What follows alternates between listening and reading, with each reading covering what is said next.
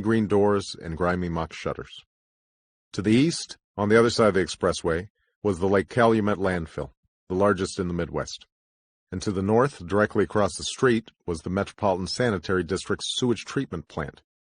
The people of Odd Guild couldn't see the plant or the open-air vats that went on for close to a mile.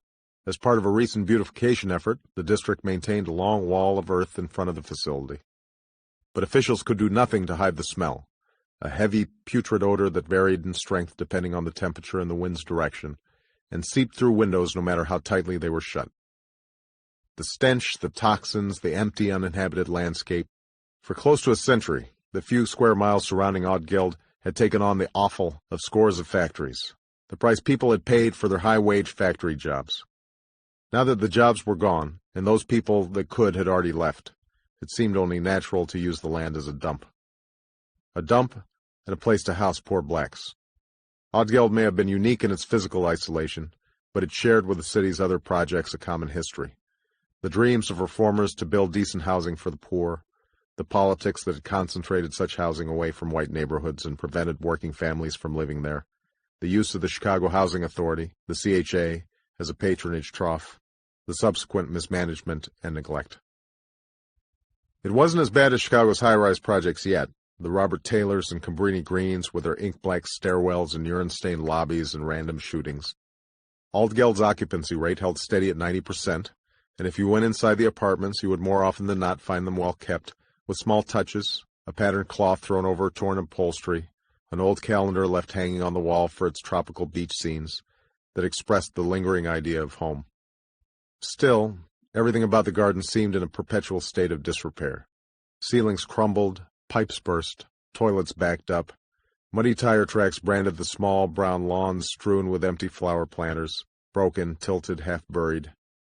The CHA maintenance crews had stopped even pretending that repairs would happen anytime soon, so that most children in Odd Guild grew up without ever having seen a garden. Children who could see only that things were used up, and that there was a certain pleasure in speeding up the decay.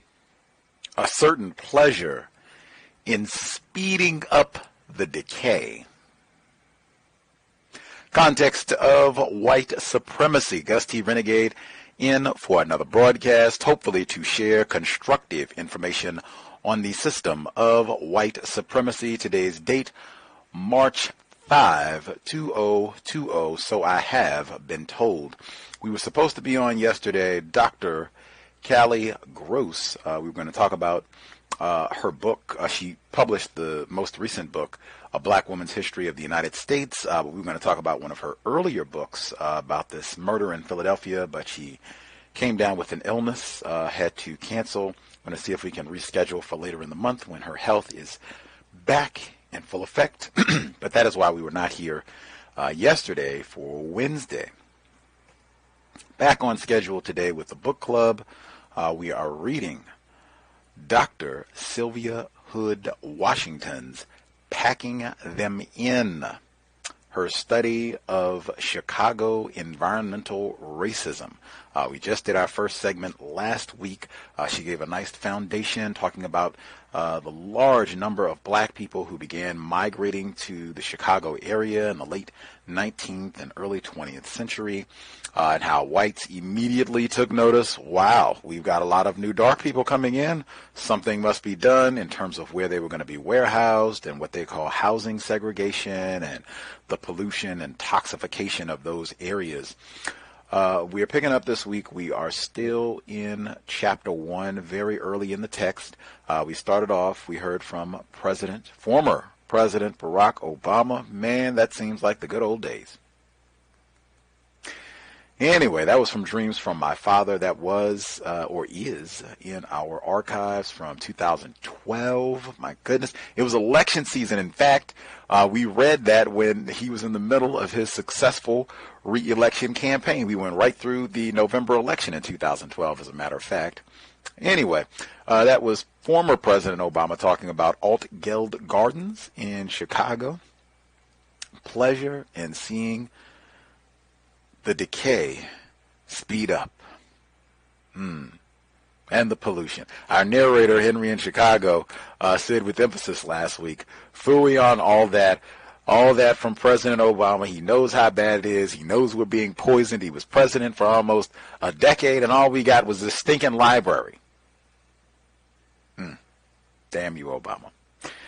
Anywho, we will go ahead and get started. Again, we are still in Chapter 1, very early in Packing Them In. Environmental Racism in the City of Chicago. Audio segment number 1. Black migration, a public health menace. The obvious failure of the hypotheses elucidated by social Darwinists regarding the natural fate of the emancipated black population was materialized and symbolized by the black migrations that occurred during the first half of the 20th century. In his study on the black migration to Chicago, urban historian James R. Grossman points out that approximately 1.5 million black Southerners started life anew in northern cities during 1916 to 1919, and nearly 1 million more followed in the 1920s.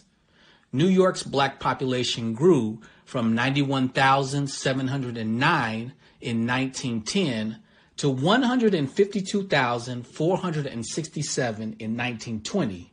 Chicago's from 44,103 to 152,467.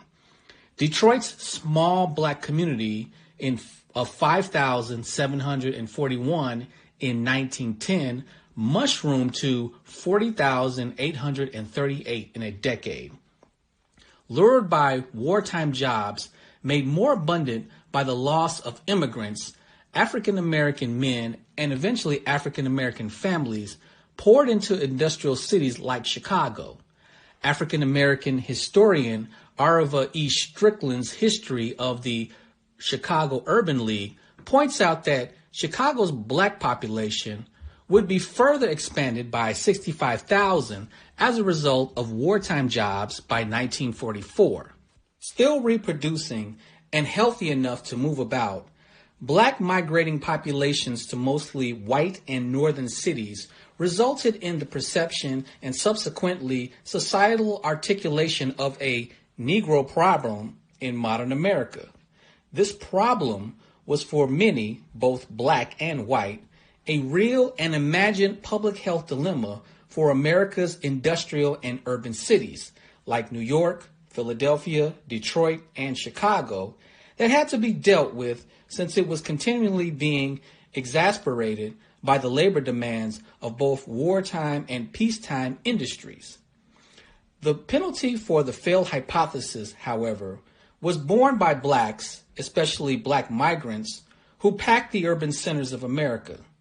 This penalty was largely environmental as we understand the term today, high levels of disease and death from politically and socially constructed unsustainable communities. Like immigrants, blacks were socially constructed to be environmental lepers and perceived as lethal environmental blights upon the urban domain to be constricted and restricted to marginalized living spaces for the benefit of society's fittest. In the wake of the surviving unfit, universities, philanthropists, religious institutions, settlement workers, progressives, and politicians all sought out a solution to the impending American public health menace. The first scientific study of the problem was conducted in Philadelphia in 1896 by the African American scholar and political activist W.E.B. Du Bois.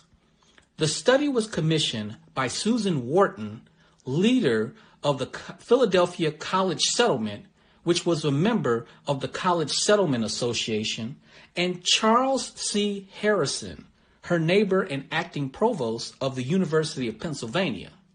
The College Settlement Association had already demonstrated its belief in the primary need for research and had funded women college graduates to conduct research on public health problems in cities. In their study of Du Bois' research, Michael B. Katz and Thomas J. Serkia reminded us that it reflected the fact that the college women involved in the settlement movement believed that social reconstruction was hinged upon hard facts. Documenting conditions among the urban poor would awaken the conscience of the rich and provide data for social and political reform. Historian David Levering Lewis makes the point that Wharton and Harrison of the College Settlement Association, like many progressives, especially older ones, were prey to eugenic nightmares about native stock and the better classes being swamped by fecund, dysgenic aliens.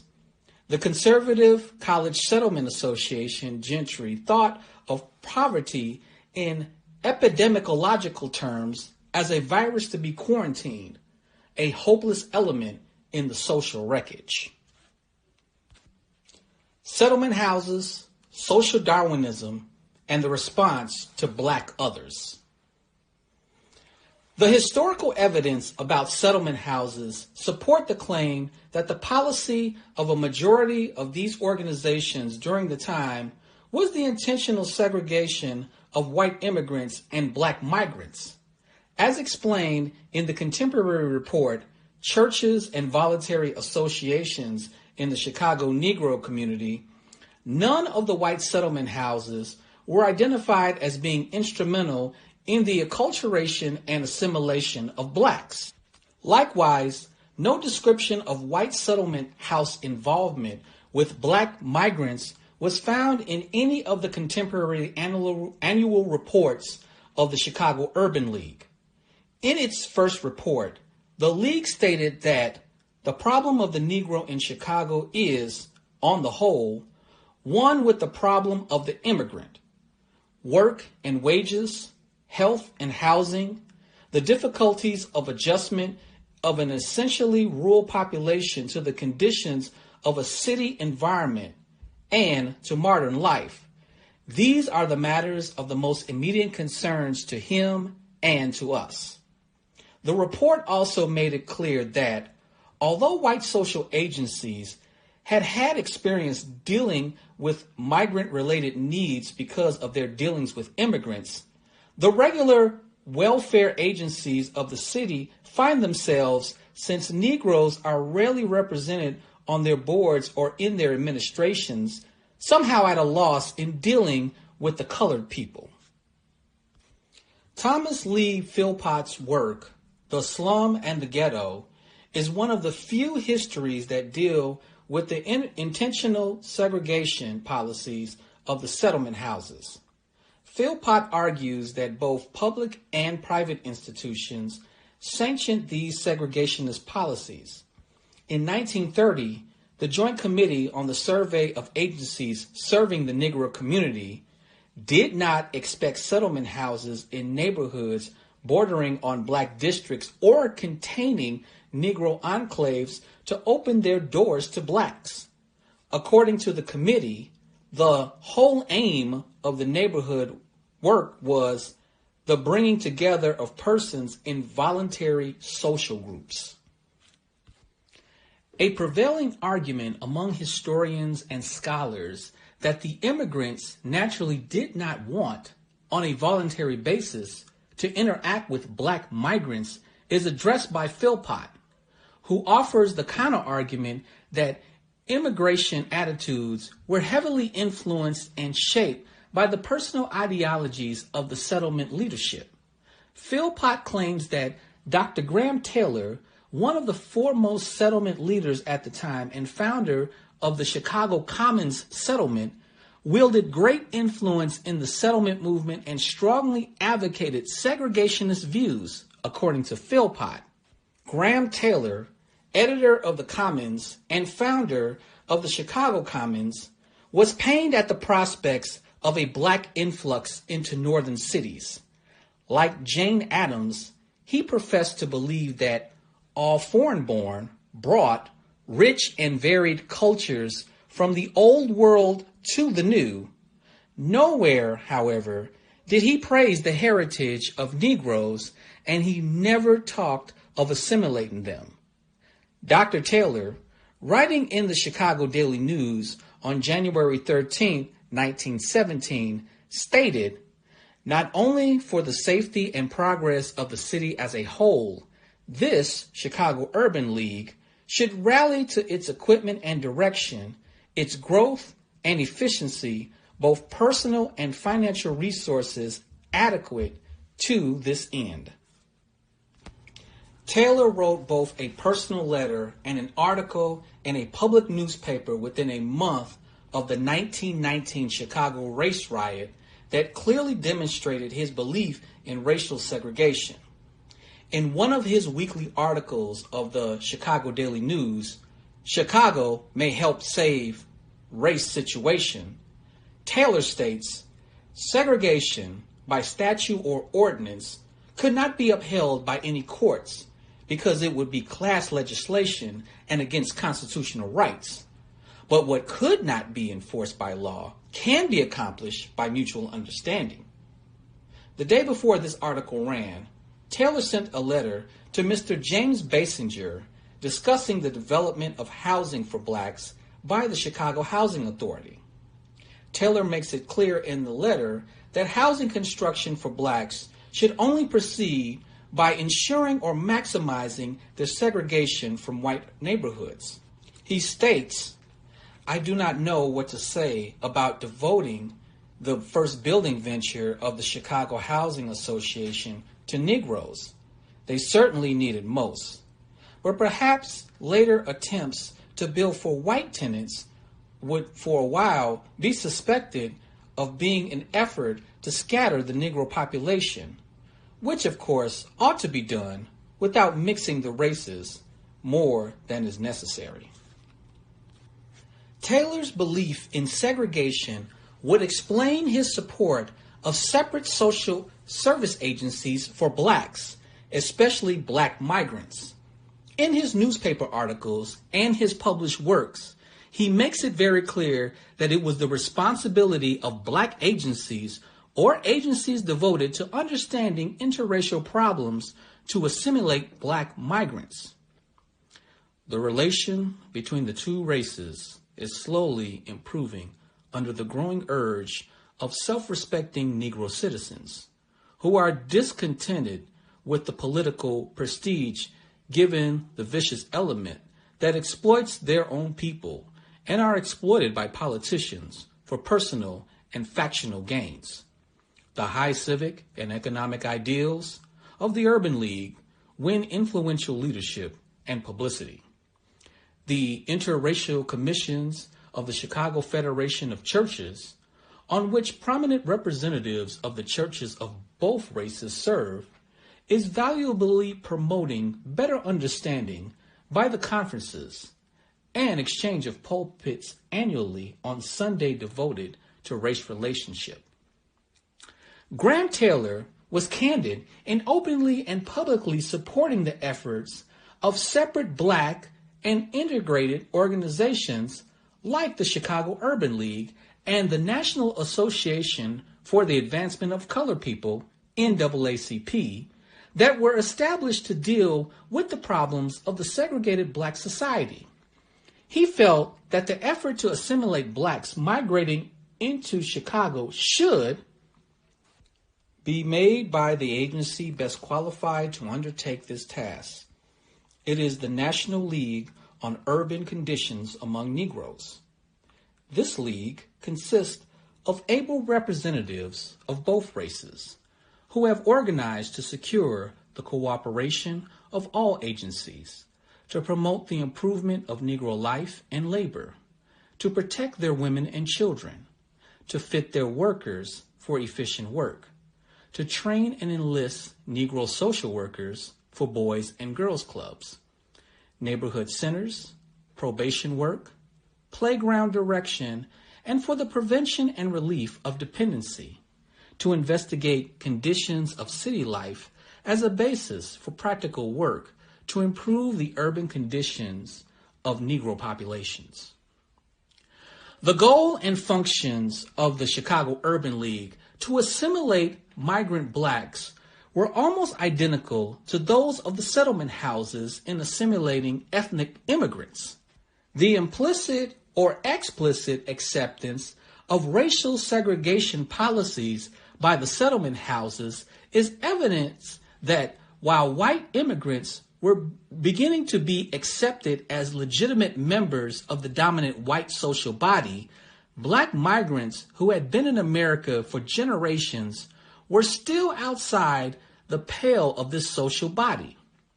They were to be quarantined from societal organizations that were substantially more experienced in assimilating and settling newcomers into the city of Chicago. The following statement was made by Jane Addams, founder of Chicago's Hull House, an immigrant settlement house, and considered to be one of the most influential progressive-era social reformers in the United States. Her statement provides some indication about settlement house views regarding the justification for continuing the physical separation of blacks from the larger white social body and from the newly assimilating ethnic groups in the urban environment. A close examination of her statement reveals the basic ideological principles of the social Darwinist thought. Whatever may be the practical solution, it is still true that a complete segregation of the Negro in divine parts of the city tends itself to put him outside the immediate action of the imperceptible but powerful social control which influences the rest of the population. Those inherited resources of civilian which are embodied in custom and kindly intercourse make more for social restraint than does legal enactment.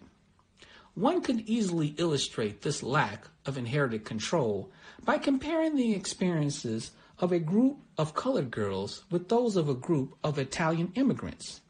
Italian fathers consider it a point of honor that their daughters shall not be alone upon the street after dark. The fathers of colored girls, on the other hand, are quite without those traditions and fail to give their daughters the resulting protection. The Italian parents represents the social traditions which have been worked out during centuries. It is largely thought a modification of these customs and manners that alien groups are assimilated into American life. The civilizations in Africa are even older than those in Italy, but were broken up during the period of chattel slavery. It was inevitable that the traditions were lost and that customs had to be built up anew. Every chance meeting between representatives of the two races is easily characterized by insolence or arrogance. To the friction of city life and the complications of modern intercourse is added this primitive race animosity. Adams' statement implies that racial integration in settlement work was severely hampered by what she perceived as long-term and naturally evolved gross cultural and social disparities. According to Philpott, the Settlement Journal provided very little coverage on the Negro problem, and when it did, it emphasized the defects of blacks and the point that assimilation was for whites only. The chief objective of settlement workers in multi-ethnic immigration communities was to bring white ethnic groups into harmonious relationship and to never exclude members of an ethnic group, regardless of pressures from other ethnic groups. These same settlements work, however, could not cope with the segregation of blacks. They reinforced it. The Canaryville Papers of the University of Chicago Settlement House's first director, social reformer, and activist Mary McDowell, and her contemporary biography written by Howard Wilson in 1928 provide evidence that part of the assimilation process for white ethnics was the absorption of the prevailing racial disdain towards blacks. It is more than likely that this process played a major role in circumscribing the black migrants' inclusion in public outreach services that could have ameliorated their environmental plight. Wilson points out that during the 1919 race riot, McDowell gained firsthand knowledge of race prejudice and animosity at its worst. One day, a settlement worker came into her settlement living room to tell her how the members of a white gang were stationed at the gateway into the yards, each man with a club and each beating a colored man on his way home from work at the close of the day. Environmental impacts of social Darwinism on urban blacks. In conducting his research on the Philadelphia Negro, Du Bois found a heavily segregated and underemployed black population that was wasting away from disease because Negroes are, as a mass, ignorant of the laws of health. The public health issue, such as pneumonia, consumption, and tuberculosis, faced by blacks in Chicago were parallel to those Du Bois observed among blacks living in Philadelphia's 7th Ward. Du Bois observed that these conditions were deeply connected to the type of living conditions the migrants faced in the city after migration. If one goes through the streets of the 7th Ward and picks out those streets and houses which, on account of their poor condition, lack of repair, absence of conveniences, and limited share of air and light, contain the worst dwellings, one finds that the great majority of such streets and houses are occupied by Negroes. Like the migrant blacks in Philadelphia, the blacks migrating to Chicago were constricted to living in an environmentally marginalized area known as the Black Belt. The Black Belt was a highly circumscribed geographical area that was dilapidated, decaying, and overcrowded, and its landlords were obdurate in their refusal to make needed repairs. It was also a breeder of disease and the city's officially sanctioned receptacle for vice. Although in 1925, the Chicago Health Department could boast about the city's overall low mortality rate, the lowest of any city in the world with a population over 1 million, the health statistics didn't hold up for its black residents. The death rate for blacks in Chicago was twice that of whites. The stillbirth rate was also twice as high. The death rate from tuberculosis and syphilis was 6 times as high, and from pneumonia and nephritis, it was well over 3 times as high. Like those of the Philadelphia Negroes, black Chicagoans' health problems were directly related to the living conditions imposed upon them by unyielding segregationist policies. Du Bois believed that Negro diseases were largely genetic, but could have been greatly ameliorated by government intervention. He felt that the failure of the city of Philadelphia to act demanded action by the black community itself for relief. He stated, "There cannot be much doubt when former social conditions are studied, but that hereditary disease plays a large part in the low vitality of Negroes today, and the health of the past has to some extent been exaggerated. All these considerations should lead to concerted efforts to root out disease. The city itself has much to do in this respect. For so large and progressive a city, its general system of drainage is very bad. Its water is wretched, and in many other respects, the city and the whole state are woefully and discreditably behind almost all the other states in Christendom. The main movement for reform must come from the Negroes themselves, and should start with a crusade of fresh air, cleanliness, healthily located homes, and proper food. All this might not settle the question of Negro health, but it will be a long step towards it. Du Bois's conclusion that blacks should take action themselves to build healthier communities reverberated among institutions dedicated to solving the Negro problem. In fact, it inspired the Urban League movement to play a major role in addressing public health problems facing migrating and urbanized black populations across the country, especially in Chicago.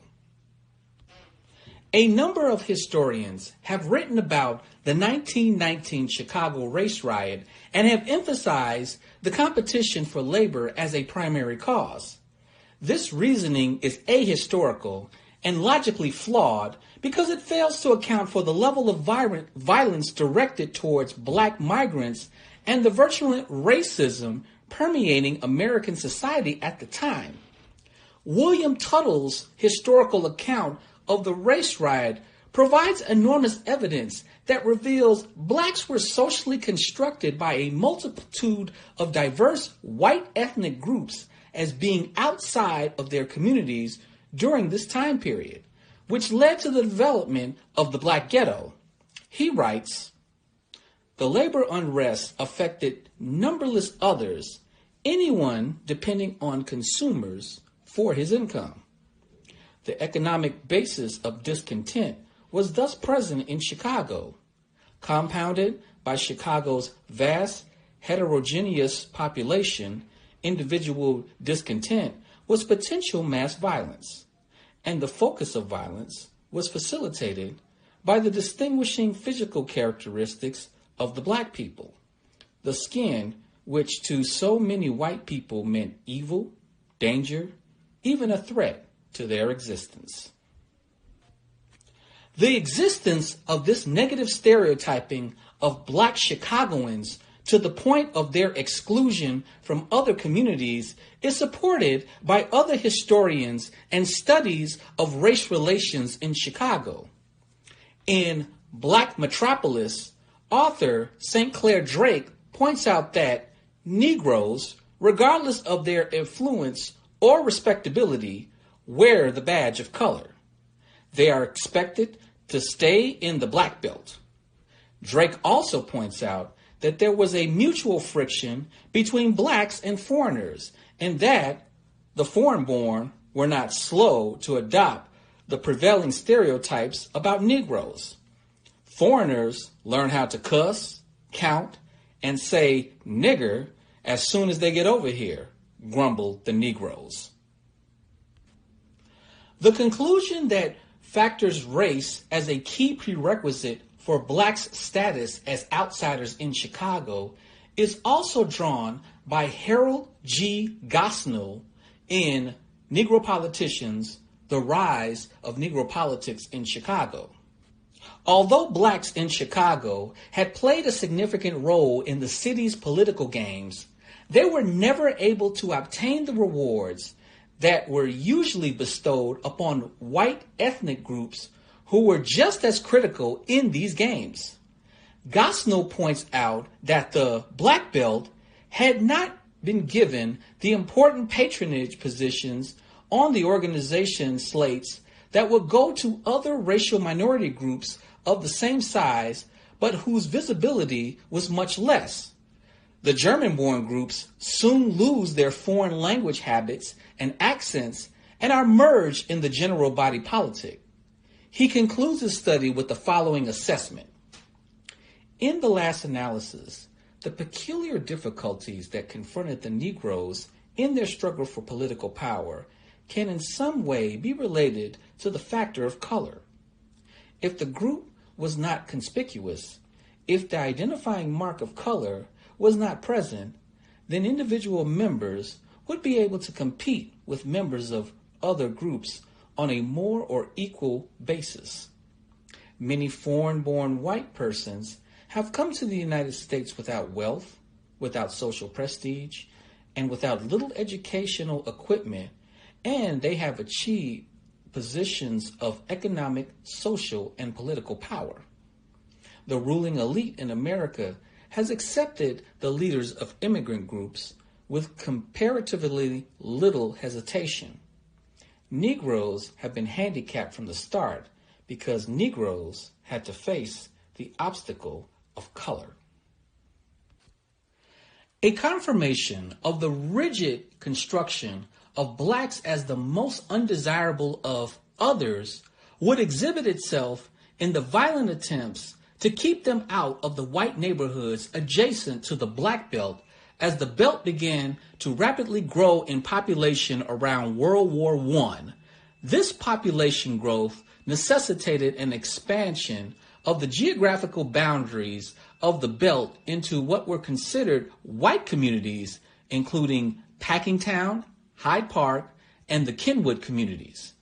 Additionally, there was a shortage in housing as a result of the cessation of building operations during World War I. By 1918, ugly interracial competition for homes broke out as enterprising realtors touched off artificial panics with rumors that the blacks were invading. Many whites soon blamed blacks for the perplexities of property values, the scarcity of housing, and urban decay. Drake concurs with this development of panicking responses in white neighborhoods at the possibility of blacks moving into these neighborhoods and points out that several property owners associations that had been originally organized for neighborhood improvement now began to focus their attention upon keeping Negroes out. They sponsored numerous mass meetings to arouse citizens to the peril of invasion. They published scathing denunciations of Negroes, branding them arrogant, ignorant, diseased, bumptious, destructive of property, and generally undesirable. The final solution to the invasion for some whites may have been the bombing of black-owned properties adjacent to white areas. The first bombing occurred in July 1917. There was then an 8-month hiatus during which the black expansion continued and the bombers returned in earnest.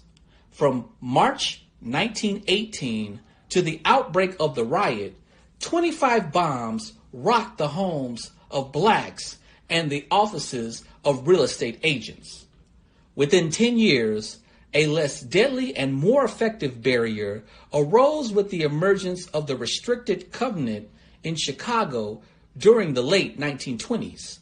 Historian Christopher Robert Reed points out that the covenant was part of a popular public policy developed specifically for racial exclusion, which benefited real estate interests and satisfied white neighborhoods which sought racial exclusivity.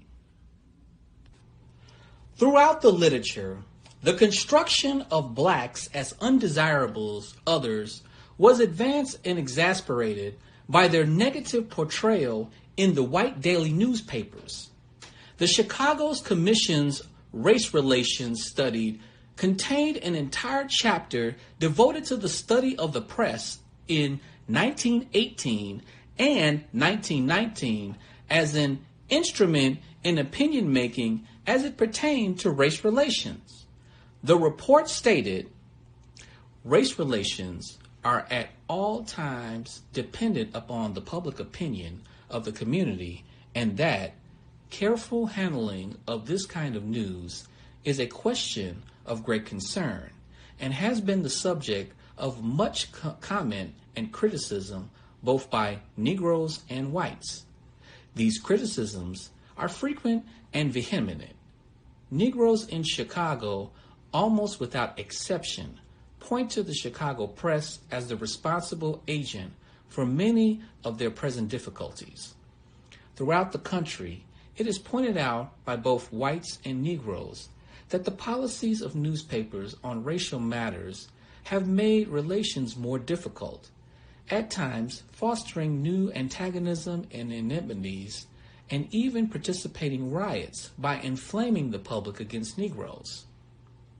The commission studied the 3 Chicago white daily papers with the largest circulation and the 3 Negro weekly papers most widely read to provide an adequate basis for a test of news handling and for measuring the effect on the public accounts of racial happenings. The white newspapers studied were the Chicago Tribune, the Chicago Daily News, and the Chicago Herald Examiner. The black newspapers included the study of the Chicago Defender, the Chicago Whip, and the Chicago Searchlight.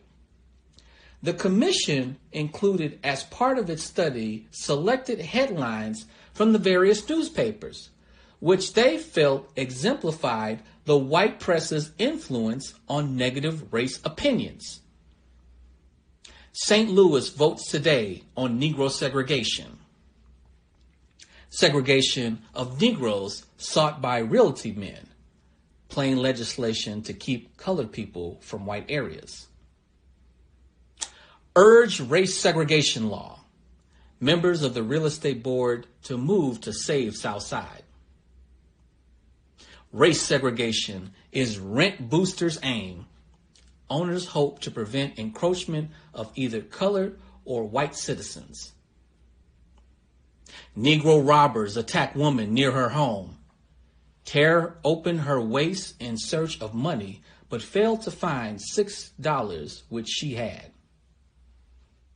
Negro slayer escapes from jail. Negro stands with knife over sleeper in park. Coroner clears policeman for killing Negro. A search of the archives of the Chicago Tribune for news coverage of blacks during the same time frame revealed findings consistent with those found in the report. Samples of the type of articles found in the research are 4 lynched in Mississippi, 2 are women. Negroes charged injustice by U.S. in Chicago jobs. Patients removed from Negro hospital. Arkansas mob lynches Negro slayer of police. And society formed to get jobs for Negro fighters. The substance of these articles are consistent with the Commission's report's observation of Chicago Tribune articles about blacks. They were depicted as either violent, depraved, or socially and politically disruptive. The Commission stated that the Chicago Tribune published in 1918 145 articles, which, because of their emphasis on crime, clashes, and efforts to invade white neighborhoods, definitely placed Negroes in an unfavorable light.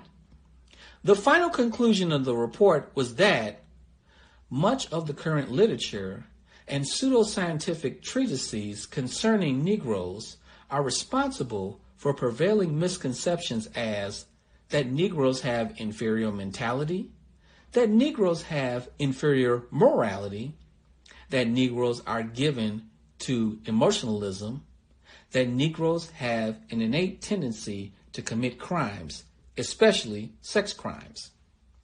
We urge, especially upon white persons, to exert their efforts towards discrediting stories and standing beliefs concerning Negroes which have no basis in fact, but which consistently serve to keep alive a spirit of mutual fear, distrust, and oppositions.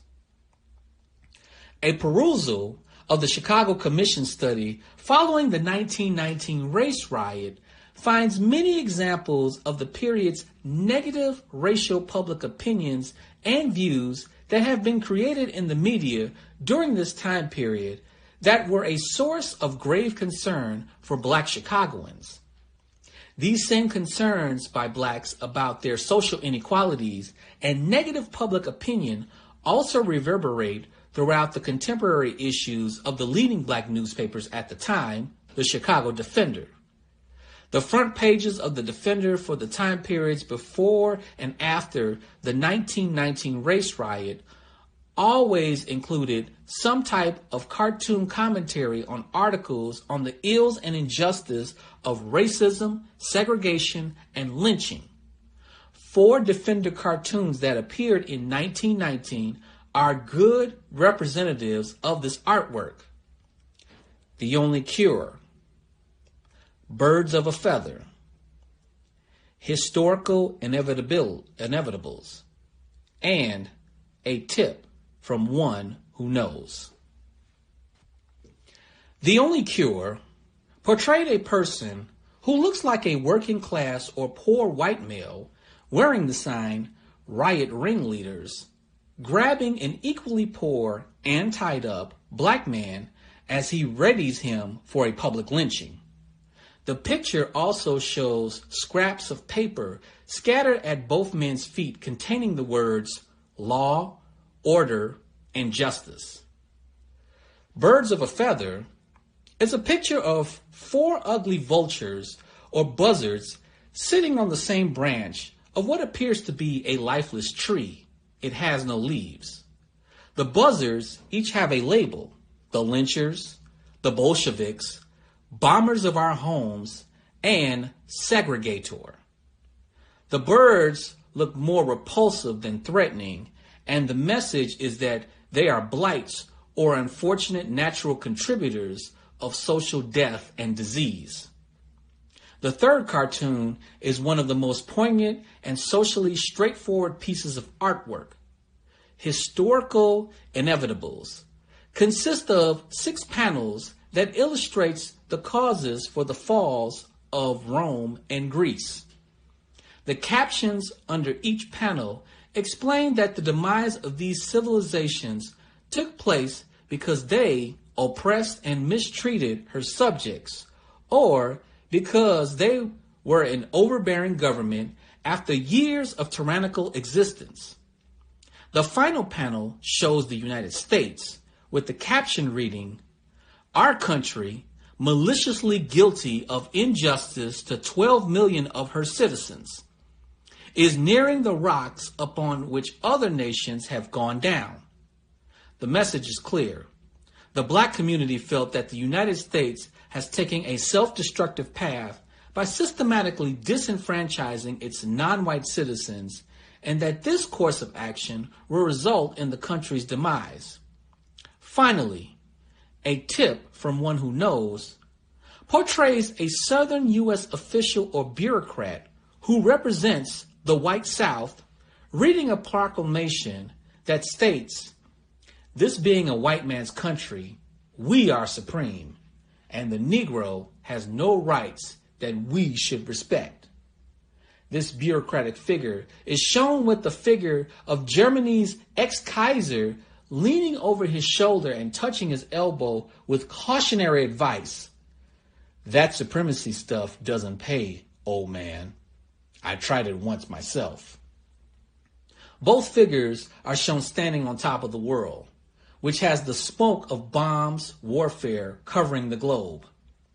This artwork shows that the Defender wanted to make it clear to its readers that the racist policies and beliefs of the South as it pertained to blacks were on par with and as repulsive as those of the racists and natives Germany who would cause the demise of the United States.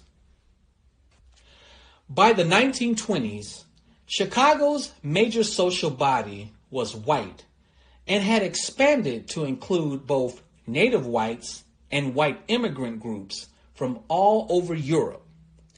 These groups would benefit environmentally, politically, and socially from this development. Blacks, however, would still be considered a threat to this larger social body. This fact is supported by the 1922 Chicago Commission on Race Relations report.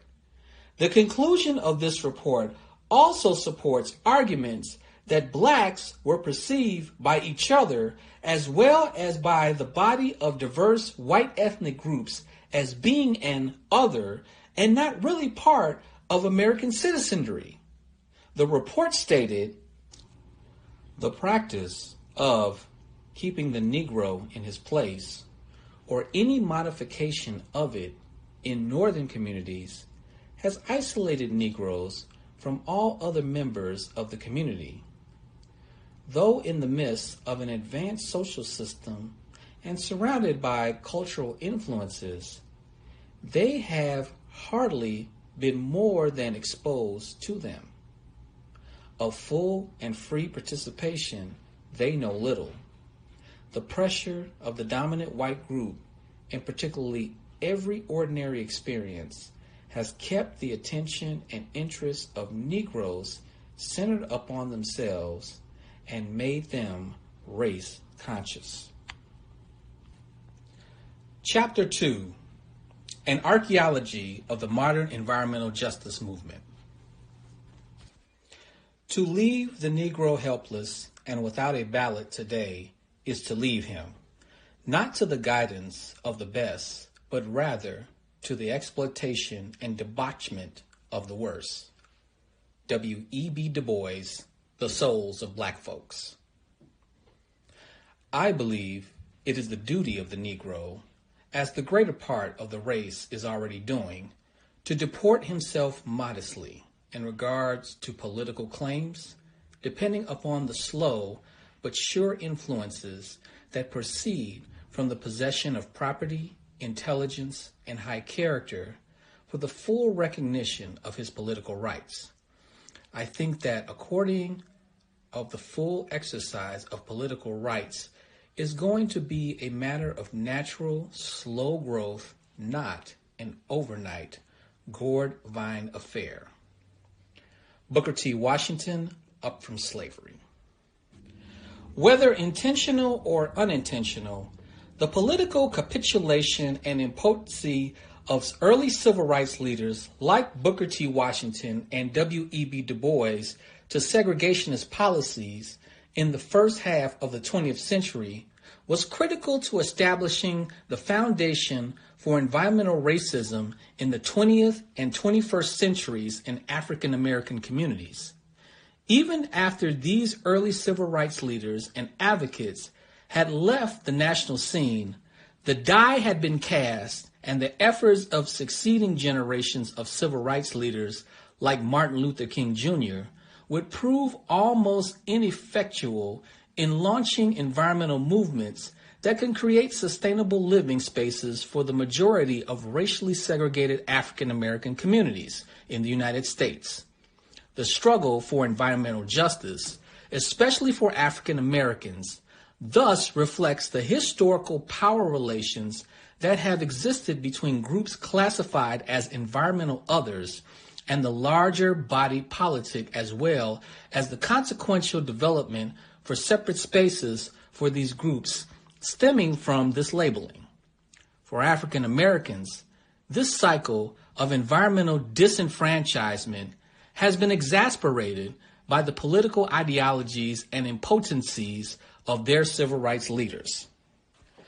By the close of the 19th century, blacks were disenfranchised in all spheres, socially, politically, and economically, in the aftermath of various Supreme Court decisions. Key among them was the Plessy versus Ferguson case, which led to Jim Crow laws and de facto segregation in the North.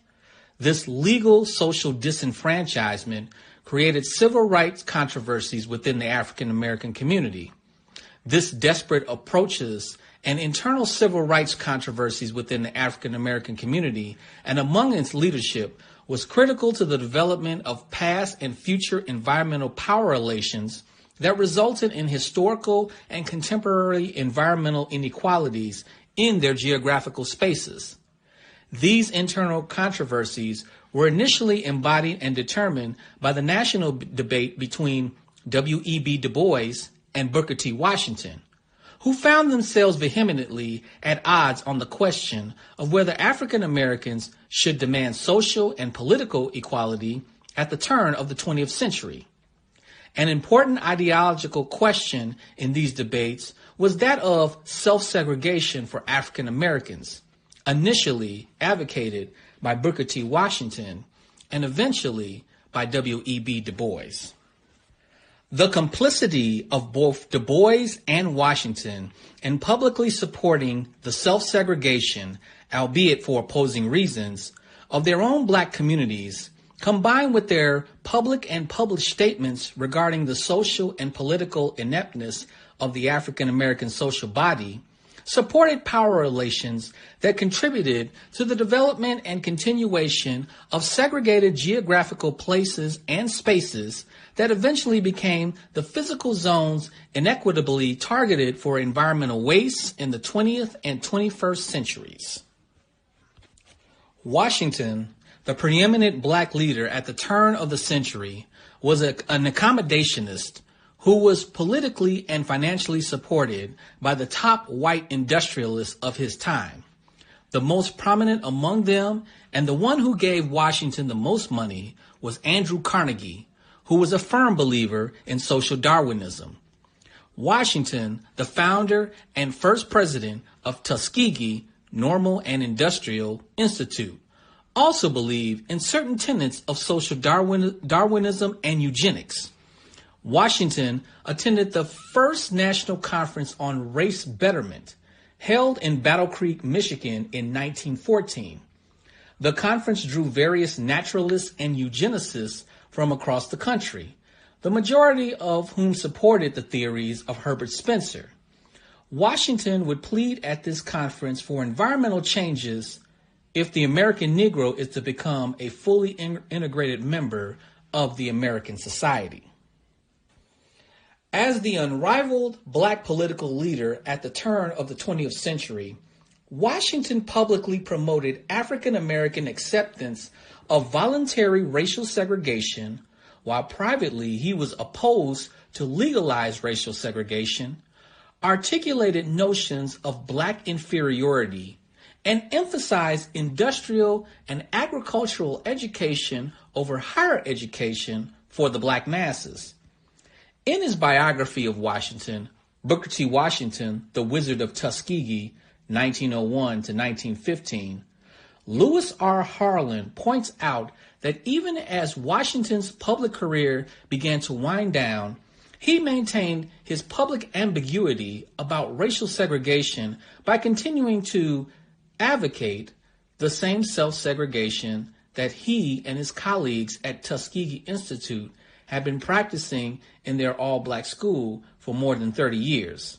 In his famous Atlanta Exposition Address, which served as the impetus for his eventual political leadership, Washington argued, "In all things that are purely social, we blacks can be separate as the fingers, yet one as the hand in all things essential to mutual progress." Washington publicly admonished black attempts to participate in what he believed was a more advanced white society and firmly believed that it is at the bottom of life we must begin and not the top. Lewis R. Harlan points out that the burden of his compromises and accommodations to a repressive system of white supremacy often vitiated his efforts to advance the interests of blacks. And indeed, the history of his years of black leadership in America illustrates the impossibility of reforming a system while at the same time accommodating to its institutions and spirit. Washington's abdication of social equality and promotion of separateness mirrored the belief of many of his white supporters, who fervently believed in racial zoning and racial planning to create legally separate societies for at least the first half of the 20th century. Washington's stance for racial separateness occurred concomitantly with the development of the segregation ordinance movement, which began in 1910 when African American migrants began their northern migration into urban centers. As geographer David Delaney points out, the segregation ordinance movement was a grassroots social movement whose participants hoped to impose what we could recognize as municipal apartheid on residential areas of U.S. cities. W.E.B. Du Bois, a Harvard-trained sociologist, author of the first sociological study of urban blacks, the Philadelphia Negro, and a founder of one of the leading civil rights organizations in the United States, the National Association for the Advancement of Colored People, abhorred permanent and complete racial segregation and the political disenfranchisement of all African Americans. Du Bois felt that the total and permanent disenfranchisement of African Americans was being supported by Washington. He believed that Washington was publicly asking black people to give up, at least for the present, three things: political power, insistence on civil rights, and the higher education of Negro youth. Du Bois, however, did believe that the majority of blacks were socially inferior and were in need of some type of societal discipline and control. This belief was clearly articulated in the following statement taken from his famous book, Soul of Black Folks. I should be the last one to deny the patent weaknesses and shortcomings of the Negro people. I should be the last to withhold sympathy from the white South in its efforts to solve its intricate social problems. I freely acknowledge that it is possible, and sometimes best, that a partially undeveloped people should be ruled by the best of their stronger and better neighbors for their own good, until such a time as they can start and fight the world's battles alone. Historian Mia Bay concludes in her essay on Du Bois and his The Philadelphia Negro that it is clear that Du Bois believed and accepted the tenets of social Darwinism as they pertain to the black social body. With dispassionate detachment, Du Bois refers to his subjects as a half-developed race and a people comparatively low in the scale of civilization. Du Bois's fear of permanent social and political castigation of the entire African American social body was the reason for his advocacy of active civil disobedience.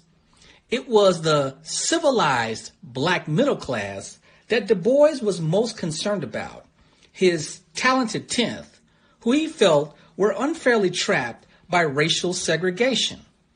Du Bois stated publicly that if the reconciliation between Northern and Southern whites during this time was to be marked by industrial slavery and civic death of black men, with permanent legislation into a position of inferiority, then those black men, if they are really men, are called upon by every consideration of patriotism and loyalty to oppose such a course by all civilized methods, even though such opposition involves disagreement with Mr. Booker T. Washington. We have no right to sit silently while the inevitable seeds are sown for a harvest of disaster to our children, black and white. The inability of African Americans to support and unify over civil rights struggles at the turn of the 20th century and the belief in their own civic and racial inferiority contributed to the power relations that produce their historical and current state of environmental disenfranchisement. Power in this case was manifested by such legal, socioeconomic, and political policies as Jim Crow laws, as well as racial zoning laws that segregated blacks into environmentally compromised spaces. Even the African American leadership of the time embraced the ideologies of social Darwinism and advocated interracial separation. As a result, early black leadership was ineffectual in offering meaningful resistance to the body politic's political powers.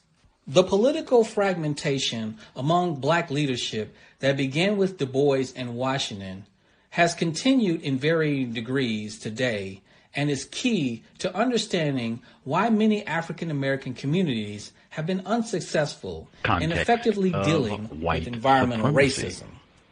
That is audio segment number 1, Dr. Sylvia Hood Washington's Packing Them In.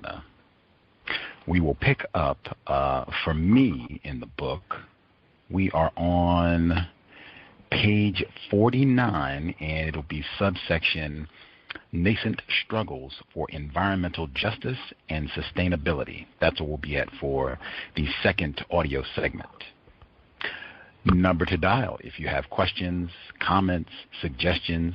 The number is 605-313-5164. The code 564-943 pound. Press star 61 if you would like to participate. Number again, 605-313-5164.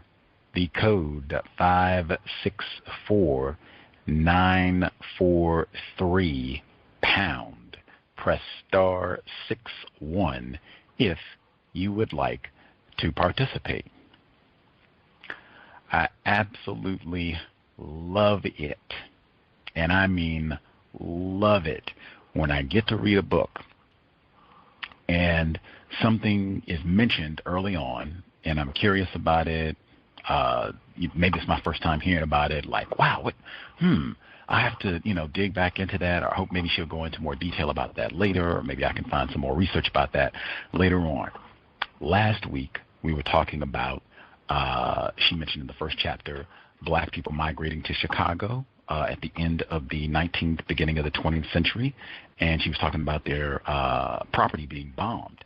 And I think one of the listeners was, I wonder, are there different books that talk about that and bombings that happen in Chicago? And then, whammo, walk right into it this week. I said last week we really didn't get very far into the book. We only read like the introduction and a little bit of chapter 1. So we are slowly getting into the meat of the text. Took lots of notes this week. Let's see if folks have thoughts, observations, comments they would like to share.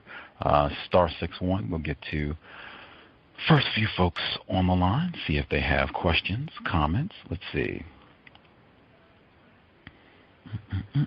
While folks are spectating, getting their thoughts together, I will go through a few of my notes. They even had a report in St. Louis Public Radio today that was going over what they call environmental racism in the black parts of St. Louis. I was almost sharing it, but I had appointments and everything and got rolling, but I downloaded it.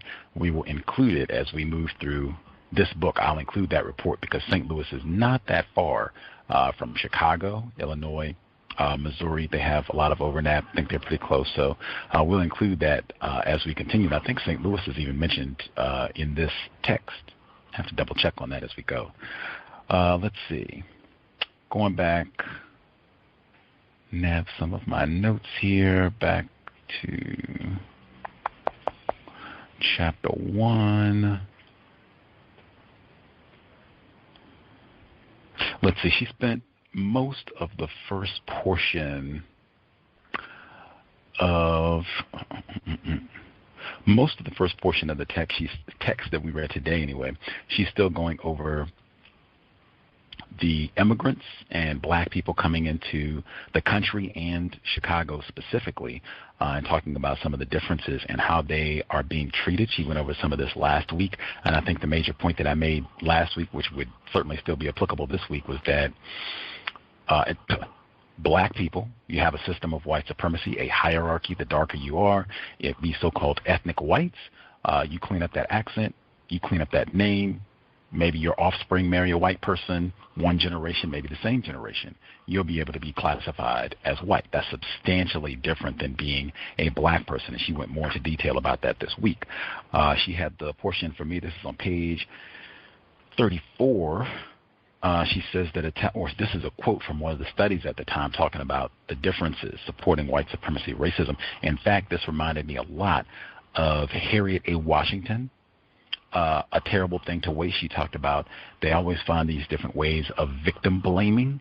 It's your fault that you moved into the house with all the lead. It's your fault that you ate all this bad food. They even had some of that last week. It's your fault that you chose to move into this neighborhood with a toxic landfill and a dump. It's your fault. They say Italian fathers consider it a point of honor that their daughters shall not be alone upon the street after dark. The fathers of colored girls, on the other hand, are quite without those traditions and fail to give their daughters the resulting protection. So once again, no count black father. That's a century, right? I think that came up when President Obama, when he was not president, when he was running for office. No count irresponsible black fathers. It's always their fault. They let their daughters run the streets. Italian fathers don't do that. Anything. Blame the Negro. It's not white supremacy racism. Irresponsible, lazy, shiftless Negroes. They did it to themselves. Let's see. Flipping back, let's see. Oh, my God, we got another one, too.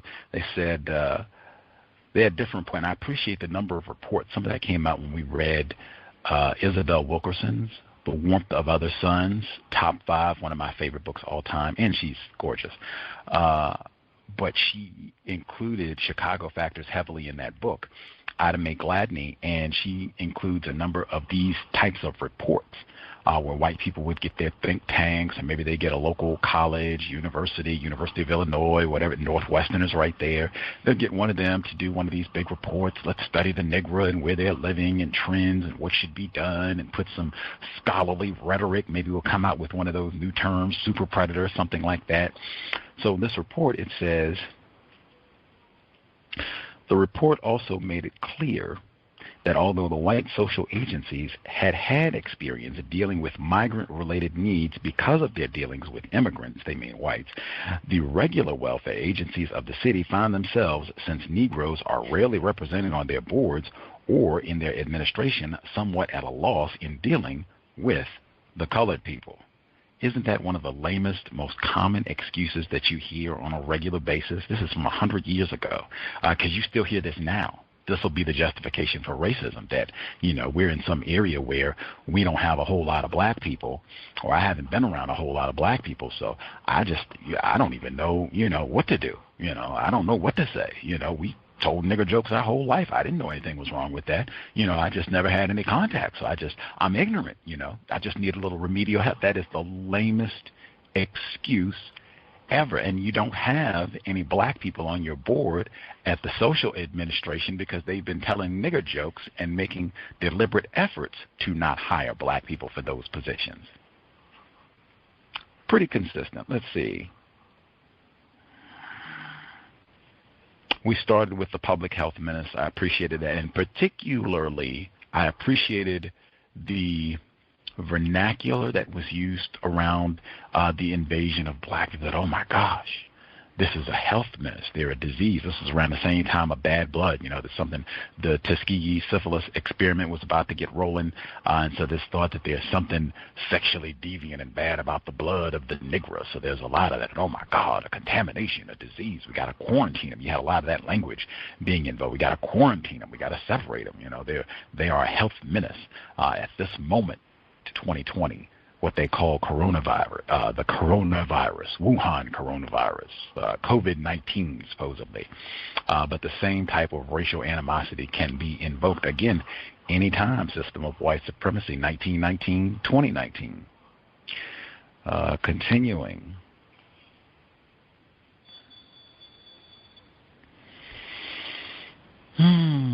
She says, another report written by Howard Wilson in 1928 provide evidence that part of the assimilation process for white ethnics was the absorption of the prevailing racial disdain towards blacks. It is more than likely that this process played a major role in circumscribing the black migrants' inclusion in public outreach services that could have ameliorated their environmental plight. We've read that, covered that many times before, that the clincher for these so-called ethnics who are not accepted as white, that are on the cusp, you lose that accent, You change your name, you get a good job, learn a few nigger jokes. Now you're straight. Let's see. On page 36.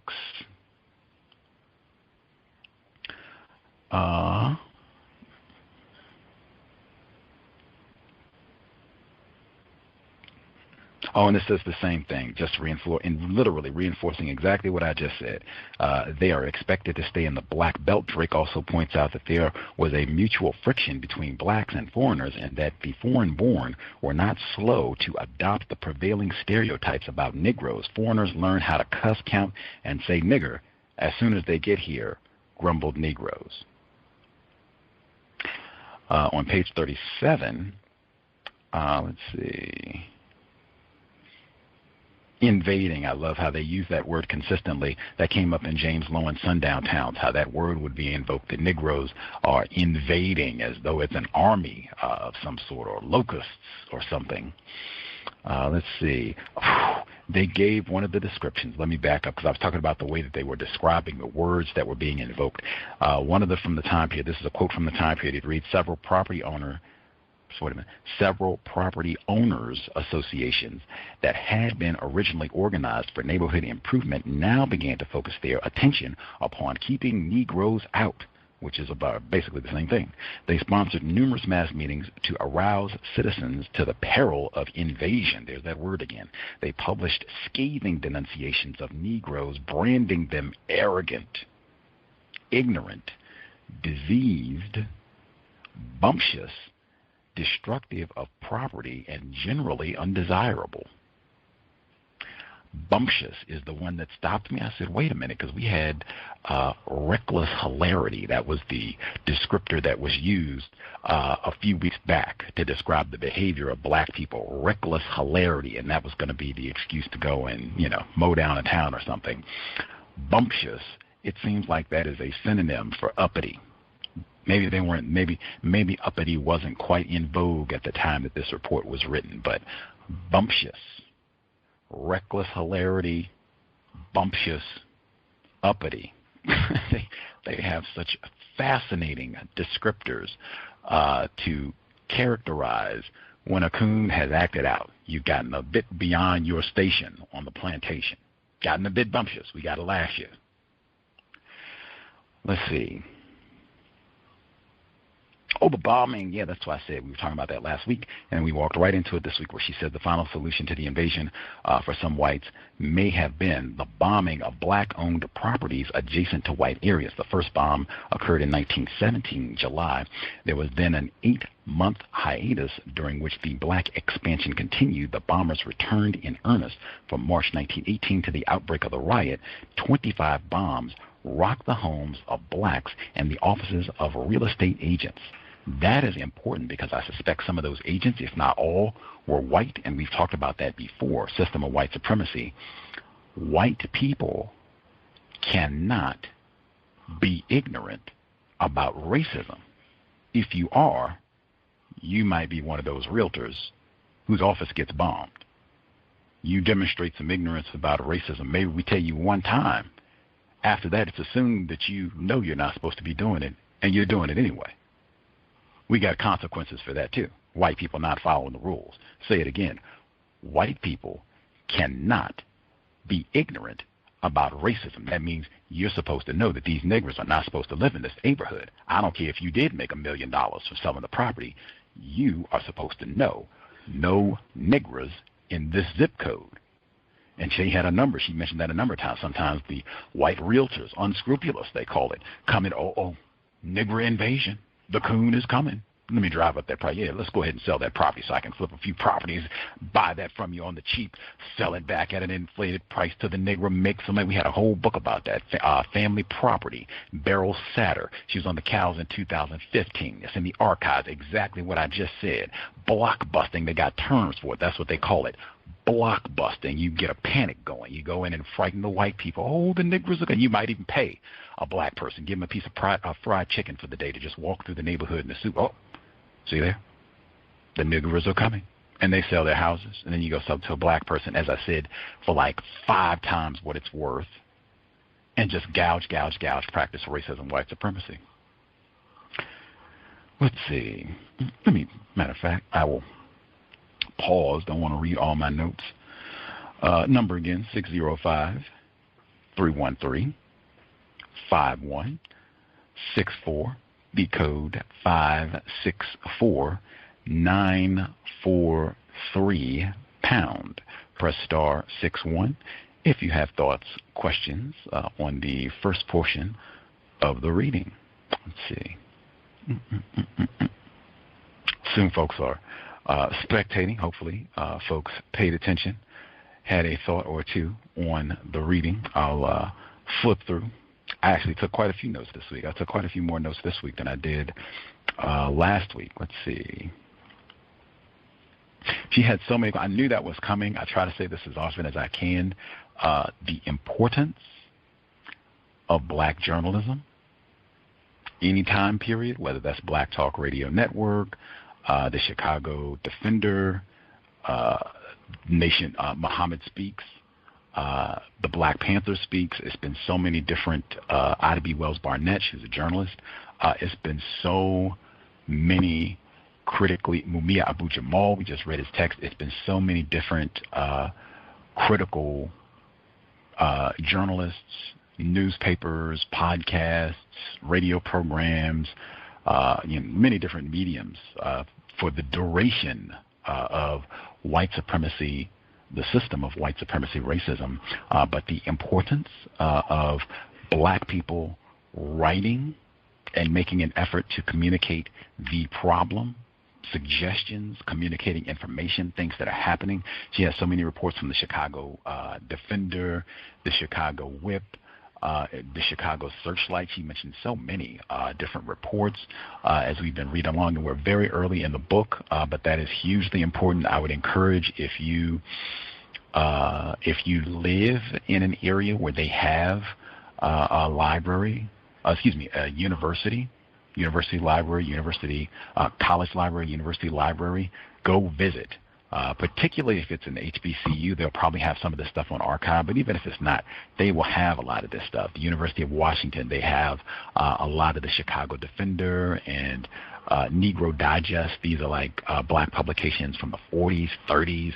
They'll have this stuff on archives. You can go and make photocopies for free a lot of times. Take advantage. Black journalists, super important, 2020 included. She talked about the cartoons that were happening.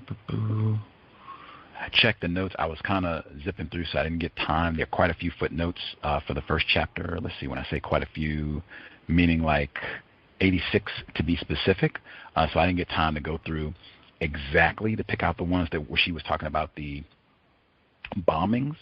I know one is William Tuttle Jr., Race Riot, Chicago, in the Red Summer of 1919. That is an older publication. It looks like the first publication was in 1970. I'm sure there are other publications, some that have come out more recently. I'm not saying this isn't a bad one. I'm just saying, for what that's worth. For a book published 50 years ago, it might still be the best source. What happened, and it might have more information about some of the bombings that took place before 1919. Does she have another one? Oh, yeah, here's another one. St. Clair Drake and Horace R. Caton, Cayton, Caton, Black Metropolis, A Study of Negro Life in a Northern City. This was published in 1945.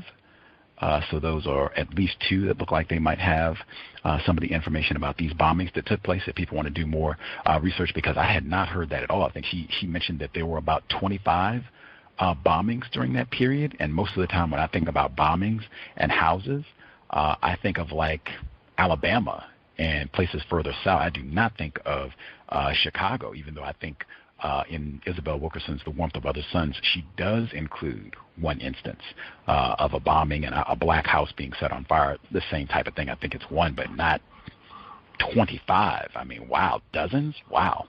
Chicago, indeed. Let's see, chapter 2. So this was when she gets into the breakdown between Booker T. Washington, W.E.B. Du Bois, their different responses for dealing with racism. They're both victims. I would just say, again, I think it's really important. Words are important. We talk about that consistently. What do we mean when we say leader? Neely Fuller Jr. has submitted before. I think it is logical and accurate. All of the leaders of black people are white. If we're in a system of racism, white supremacy, that's just logic. Mr. Du Bois, Booker T. Washington, these are victims, spokespersons. They can say whatever they want. I'm not even saying that I agree or that I think everything that they said was logical, but they are not leaders. And I think that is very important. Frequently, as it relates to black people, that term leader, a black person is branded as a leader as opposed to a victim of racism, and invariably it is, man, they sure did mess up. They didn't do this right, or it's their fault that this didn't get done. And it's, well, wait a minute, what are they in charge? I don't think Mr. Du Bois or Booker T. Washington, I don't think that they are in charge of any of the housing policies, zoning policies, sanitation policies, waste disposal policies in Chicago at any time during their existence or any other location. I don't think they had anything to do, any say-so about those policies. So how can I blame them? The best I can say is, well, they gave their opinion on what should happen, and that's about it. Let's see. Oh,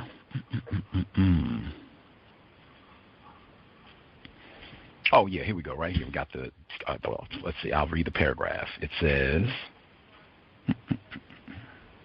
and even after these early civil rights leaders and advocates had left the national scene, the die had been cast, and the efforts of succeeding generations of civil rights leaders like Martin Luther King Jr. would prove almost ineffectual in launching environmental movements that could create sustainable living spaces for the majority of racially segregated African American communities. There's another one. In the United States, the struggle for environmental justice, especially for African Americans, thus reflects the historical power relations that have existed between groups classified as environmental others and the larger body politique. Thomas in New York talked about that word last week, and it continues. What do we mean when we say body politique? Are you talking about white people when you say that? Sounds like it in this one. I said that last week. As well as the consequential development of separate spaces for these groups stemming from this labeling. For African Americans, this cycle of environmental disenfranchisement has been exacerbated by the political ideologies and impotencies of their civil rights leaders. There's that word again, and that's what I mean. That's been my observation consistently. When anybody in any generation, when President Obama was a poor leader for us, W.E.B. Du Bois was a poor leader for us, Kanye West has been a poor leader for us, Al Sharpton has been a poor leader. Insert name, just pick a person, Dr. King, Malcolm X, insert name, I don't care who it is. The leaders are all white. Everything that she talked about right here, Mr. Du Bois, Booker T. Washington, these folks are not in charge of any of this. There's exactly what she said in terms of the power relations, the group that has the body politique, whites, they have substantially more power than non-white people. It is their fault. Everybody else is responding to what they do, and even our response, if we want to label it and say that it's been impotent, fine, but that would be all of us. The reason is that we're still subject to racism, white supremacy. That same power imbalance is in place, and whites are dedicated. That's one of the things, too, as opposed to that we have been chumps or lames or incompetent, impotent, whatever the descriptor is. Why not just whites have been dedicated to the practice of white supremacy, racism, and polluting black areas? In my view, that is substantially more accurate. Now we're getting closer to the truth of what's been happening and why Chicago and so many of these areas have been dilapidated and decaying for, decades, in some cases centuries. Let's see. Check out a few more of my notes. See if folks just spectated for the week. I would again recommend, this might be a book that you just like last week, might be a book that you want to have to check out to make sure that you can kind of read along as we are reading the text. Let's see. Oh, person that dialed in. See if I can get the switchboard here. Caller.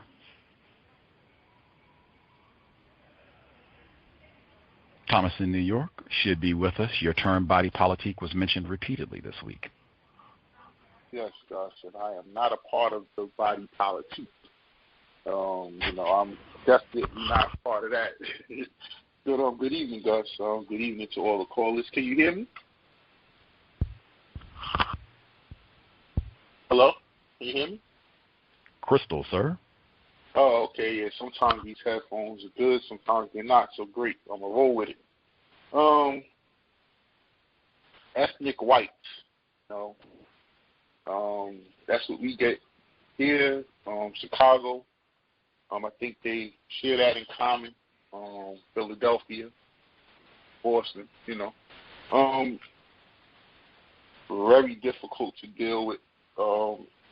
I can't even compare them because I never lived around the non-ethnic whites, just the regular cracker, I guess you would call it, the redneck or the hillbilly.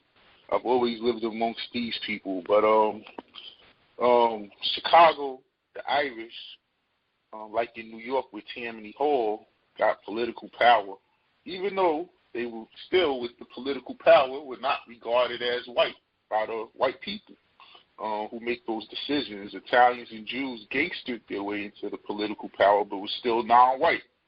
And they took that out on the blacks, came to the inner cities from the South, in my opinion, and still are. After they took the jobs and property away from the blacks who were already living there, when they got off the boat. So the ethnic whites,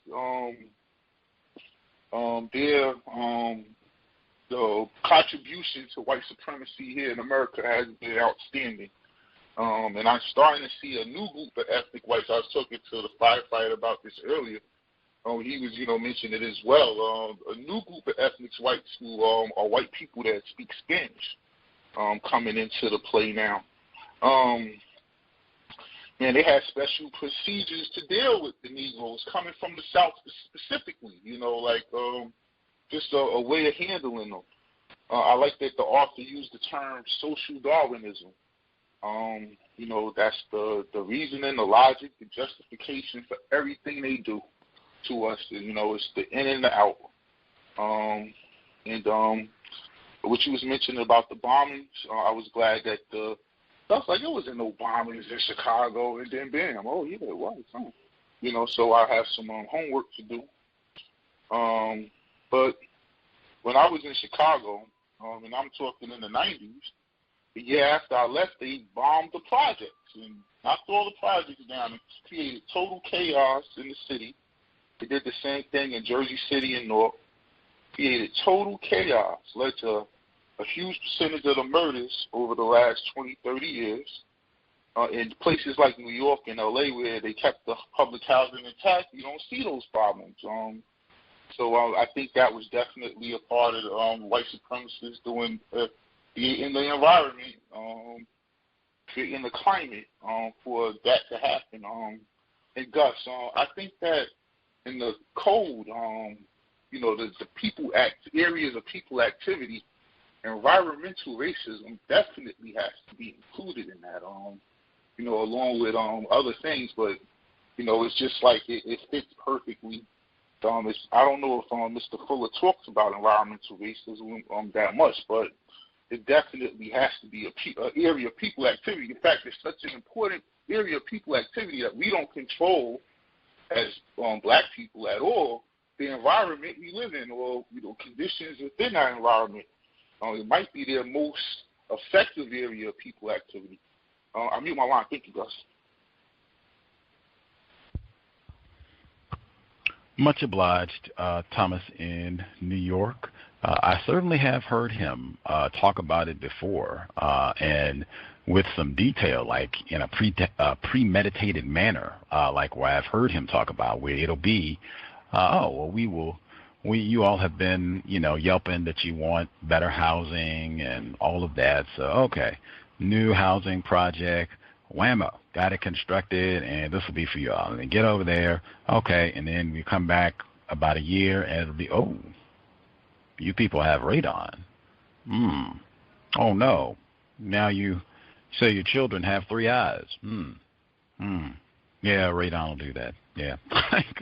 Where I think he understands, he has probably seen some of this, kind of like what Johnny Cochran was saying, where he might not have read all the studies, and maybe he hasn't read A Terrible Thing to Waste, but he seems to have a sense of how all of this works to keep the Negroes poisoned and to keep them in really poor housing situations. And just what you said about control of environment, I think that is precisely why he uses the language of greater confinement. Because if your environment is that controlled where you can't even reliably access clean air, clean water, in fact, you reliably will have landfills and waste depots in your area, and there's nothing you can do about it, that is greater confinement. Let's see. Our narrator, again, doing the heavy lifting. Thank goodness. I'm so liberated to have to be narrating. I did just read Mumia Abu-Jamal live from Death Row, but our narrator, Henry in Chicago, do you have commentary to share, sir? Can I be heard? Yes, sir. All right. Greetings, Gus, and greetings to all the callers and listeners. It's funny when when you're reading the book or narrating, it's kind of like you pick up some of the words, one of the words, and it was more of the author giving insight on what the press was saying about black people, the word invasion. And you still hear that word now by our president, and other people who follow, our president in regards to the invading immigrants, particularly, non-white people from the southern border. Of course, Canadians, who illegally immigrate here, they are not considered invaders, but they'll probably be given much better treatment than non-white people that invade, quote unquote, from the South. So. And also, too, the scientific racism that is being used with the sociologists that the author uses. It's amazing that, some of these sociologists that I never heard of, and probably we should look into, some more of their writings to see, what else they said about, black people and, their inferiority, being scientifically inferior. So I thought that was pretty interesting. Also, too, covering the W.E.B. Du Bois and Booker T. Washington and how all this ties into environmental racism and the also the confusion of both Du Bois and Booker T. Washington in regards to blacks being biologically inferior, in regards to just being, an inferior race. I mean, I know we're in a system of white supremacy, which is more of a construct of the situation that we're in. But, biologically, they're basically, and I'm assuming that, with Du Bois, he was, trained in the predominantly white institute, Harvard. So obviously, he's been, he's had a little bit of white education on Negroes. So, it's no surprise that, he would say things like that. And I think we haven't gotten to the segment yet where Booker T. Washington also ascribes to, the inferiority of black people too. So we'll probably get into that in the second audio. But it's no surprise, like I said, they both been probably trained in or educated in white institutions like we all have been. So that's something that, should probably take note. But that's all I have. I mute my line. Much obliged, Henry in Chicago. Absolutely. That's the most important descriptor for them, for any non-white person. Victim. And we've seen that sort of thing before, talking about where Du Bois, he's subscribing to these same tenets of white supremacy, and so, the Negro is not fit to lead. Yes, the most intelligent, that they should continue to be in charge and rule, that is not uncommon. In fact, Dr. Tommy Curry, when we read The Man Not, he described how consistently black people will accept whatever the convailing thoughts, ideologies of the day are, even if they are against our own self-interest. How this is very common, particularly when you are in a weak power position, weak power relationship. That's exactly what she talked about, Dr. Washington, previously.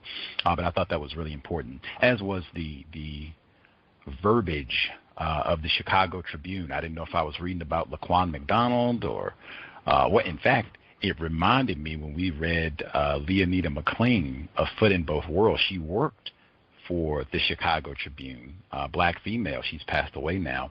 But she talked about the election of Harold Washington as the first black mayor of Chicago in the 80s. And she talked about some of the conversations that would happen at the Tribune with their white staff. And I remember the line where she said, the blacks, the blacks, the blacks.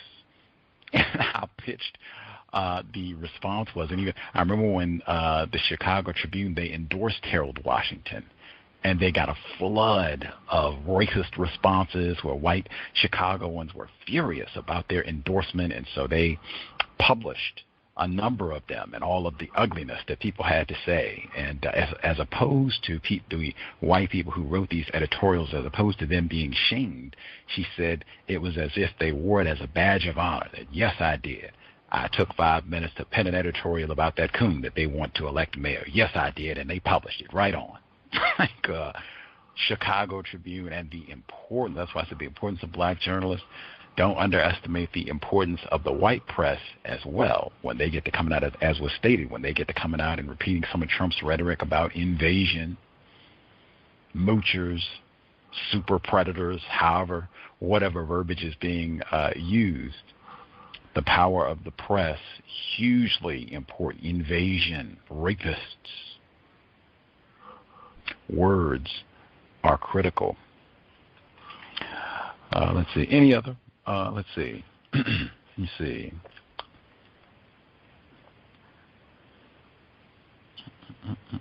I think we got all our folks who dialed in. Oh, retired firefighter. Did you have commentary, Sarah? Should be with us. Greetings, Gus. Greetings to everyone. I listened to part of the first recording, and the discussions between W.E.B. Du Bois and Booker T. Washington was dwarfed into something like a 10-year argument, actually, in some cases. Although both of them had some constructive points in their dialogue. And then after Mr. Washington died in, I believe, 1915, the argument started all over again with W.E.B. Du Bois and Marcus Garvey,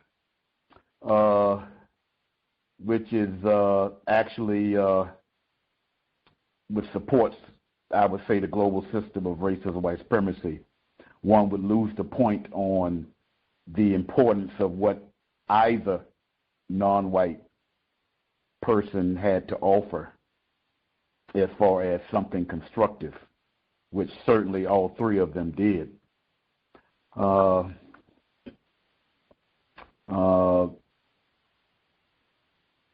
it seems to be like more of the same as far as the reading is concerned. The white people who basically recruited quote-unquote Eastern Europeans and Irish over here evidently had a plan for that elevation to become white people. And we see it today in terms of, I think, what is called service jobs in just about every metropolitan city in this part of the world. The people who control the law enforcement departments and fire departments are Irish in a lot of places. And even with mining, which a lot of the quote unquote Eastern Europeans performed, I think it's some level of a skilled labor. I mean, I wouldn't want to do it, but nevertheless, it's some sort of skilled labor to where they was able to wield a profession and work and take care of a family. Whereas in my care group, basically most of them are deceased now, but was faced with the idea of quote-unquote escaping from the southern areas with the new form of mistreatment called sharecropping, to go into the cities such as, and I have relatives in Chicago still. They have been there as early as the 1940s, 50s, that sort of thing. Some of them are still there. New Jersey area. Matter of fact, I'm here by me being here with my mom and dad from Georgia, because a lot of non-white people decided to come down to South Florida for the same reasoning. You know, so the book is making a great deal of sense. It's actually tagging on a scientific, which I think we very much need, a scientific understanding and analysis of the global system of racism and white supremacy. In this case, it's speaking specifically from the historical standpoint of this part of the world. And it's something we certainly need to be able to read and study, so the understanding will become more and more clear in our minds, so we can make better decisions in what we say and do. And those are my thoughts. Thank you. Much obliged. Retired firefighter. Let's see, did we have any other folks with thoughts, questions that they want to make sure they get in before we get to our second portion of the reading? One thing I was thinking, Gus, you look at Chicago, that's kind of Los Angeles to be similar, but it's very easily to target the black people, because they do kind of all live in one or two areas. Some cities you have multiple areas where black people live, but it's very easy to target them. And I always thought, how did they all end up in the south side of Chicago? And it kind of, they were put there, for to stay away from the white people. It's just, I guess how it plays out when you have power.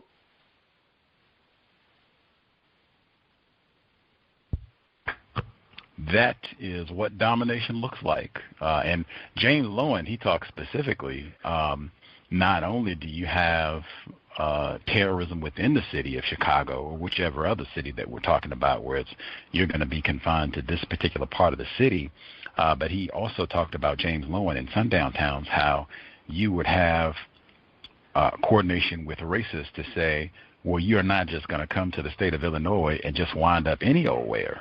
You're going to be confined to these specific cities, south side of Chicago, and it might be a few other places, but you're not going to just be dispersed willy-nilly all throughout the state. He talked about how you would have a whole lot of sundown towns in other areas. So lots of coordination, lots of deliberate planning about where the Negroes are going to be, where they are not going to be. Anything else? Folks want to make sure they get in? I was just going to say exactly just like you said, and it's like a military fashion on how they actually plot and plan for that to take place. You can just go just about anywhere in this part of the world and find that section, and it was all planned from the beginning.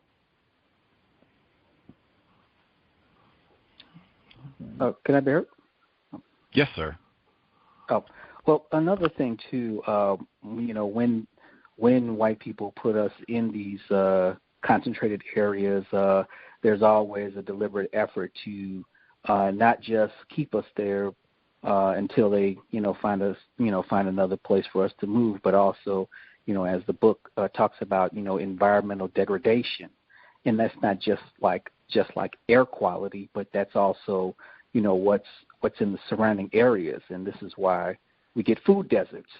I know probably in New York and other places, especially here in Chicago, a lot of the, major supermarkets were closed in a lot of black areas, and now they're being replaced, by dollar stores. And I know this was talked about in the last book, A Terrible Thing to Waste, in regards to the dollar stores, popping up all over the black areas. I basically kind of took a survey last week, driving through a area that was predominantly white, and I drove about a good 10 miles and found $1 store. Now, I was driving down a black area, drove about 5 miles, and found about $4 or $5 stores within a 5-mile drive. So that shows you that, this is being done on purpose. So, and then, in my 10-mile drive through the white neighborhood, there was at least about 4 Whole Foods and 5 Maggiano store restaurants there where they sell healthy food as well. So that's all I have right now near my line. Gus T. still in. Greatest plantation this hemisphere, Seattle. Ventured out today, so I'm at the library. I had appointments and decided to broadcast from the library. Quiet day in the library. But, so there's one grocery store literally across the street from me. I'm looking at it right now. 1 mile. And I'm not even, going all directions, not even a 360 degree. Let's say you're just confined to go north. You can only go north. 1 mile north from where I'm standing right now, you would hit 5 grocery stores just in a 1 mile radius moving north. In fact, I don't even think you would not need a car. You could walk 1 mile north and you would hit 5 grocery stores. So if you don't like what is directly across the street, forget that. You can take a little trek, and they will have organic, everything you could possibly imagine, and all the rest of it. There's not one fast food restaurant in, wait a minute, make sure I don't tell us a lie. Let's see. I think there's one, but there are way more grocery stores than fast food restaurants. Like no McDonald's to speak of. Totally different world. Very few niggers, few McDonald's. Anything else before we get to the second audio segment? Yeah, I was just going to say right quick that Miami Gardens, beautiful Miami Gardens, has 3 grocery stores, but you have to consider quality comparable to where I go in Broward County, which is the county just north of Dade County, and I'm just fortunate that I stay within a mile and I'm into Broward County to go to, a much more higher quality. And it's the same outlet, Publix, but it's a much more better quality between the two. Not by accident. No, sir.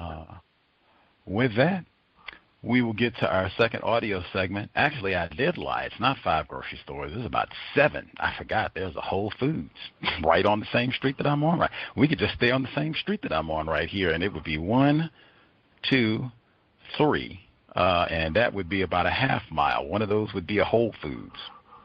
Living it up in Seattle. Anywho, second audio segment. As I said, we are starting with the subset. Oh, wait a minute. Let me get in one more. She says, this is the paragraph before we get to the subsection that we're going to start on, nascent struggles for environmental justice and sustainability. She says, this is from W.E.B. Du Bois. He says, it was the civilized black middle class that Du Bois was most concerned about, his talented tenth, who he felt were unfairly trapped by racial segregation. Du Bois stated publicly that if the reconciliation between northern and southern whites during this time was to be marked by industrial slavery and the civic death of black men with permanent legislation into a position of inferiority, then those black men, if they are really men, are called upon by every consideration of patriotism and loyalty to oppose such a course by all civilized methods, even though such opposition involves disagreement with Mr. Booker T. Washington. I thought that was important for a number of reasons. White people reconciling around brutalizing black people. I feel like I've heard that before. And then brutalizing black men, because he was kind of gender specific there. Anywho, but then he says, if black men, if they are really men, that question again, that's the man, not Dr. Curry, also in our top 5, seems to be some kind of question. If they are men. Why are you running that sign that says, I'm a man? Seems like there might be a question. Can't be a man or woman subject to the system of white supremacy racism. I think, in my view, that's why these little questions keep popping up along the way. Dr. Wilson. Anywho, we'll get to the second audio segment. If you have additional comments, questions, make a note, and we will have time to get to it once we finish up with our second section. We're starting on page 49 of the book I have. This is Dr. Sylvia Hood Washington, Packing Them In. This is our second audio segment, Context of White Supremacy. Hoping it is constructive. Reading still more important than watching television. Nascent struggles for environmental justice and sustainability. Many environmental justice activists and scholars today believe that the modern environmental justice movement in the United States is an outgrowth of the country's modern civil rights movement that began to gain momentum after World War II. This is a false and ahistorical assumption.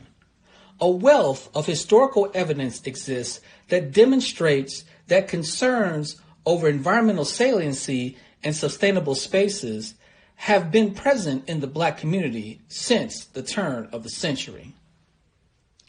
Despite or because of their resignation to black segregation at the beginning of the 20th century, both Booker T. Washington and W.E.B. Du Bois were interested in and concerned about the environmental conditions of the African American community.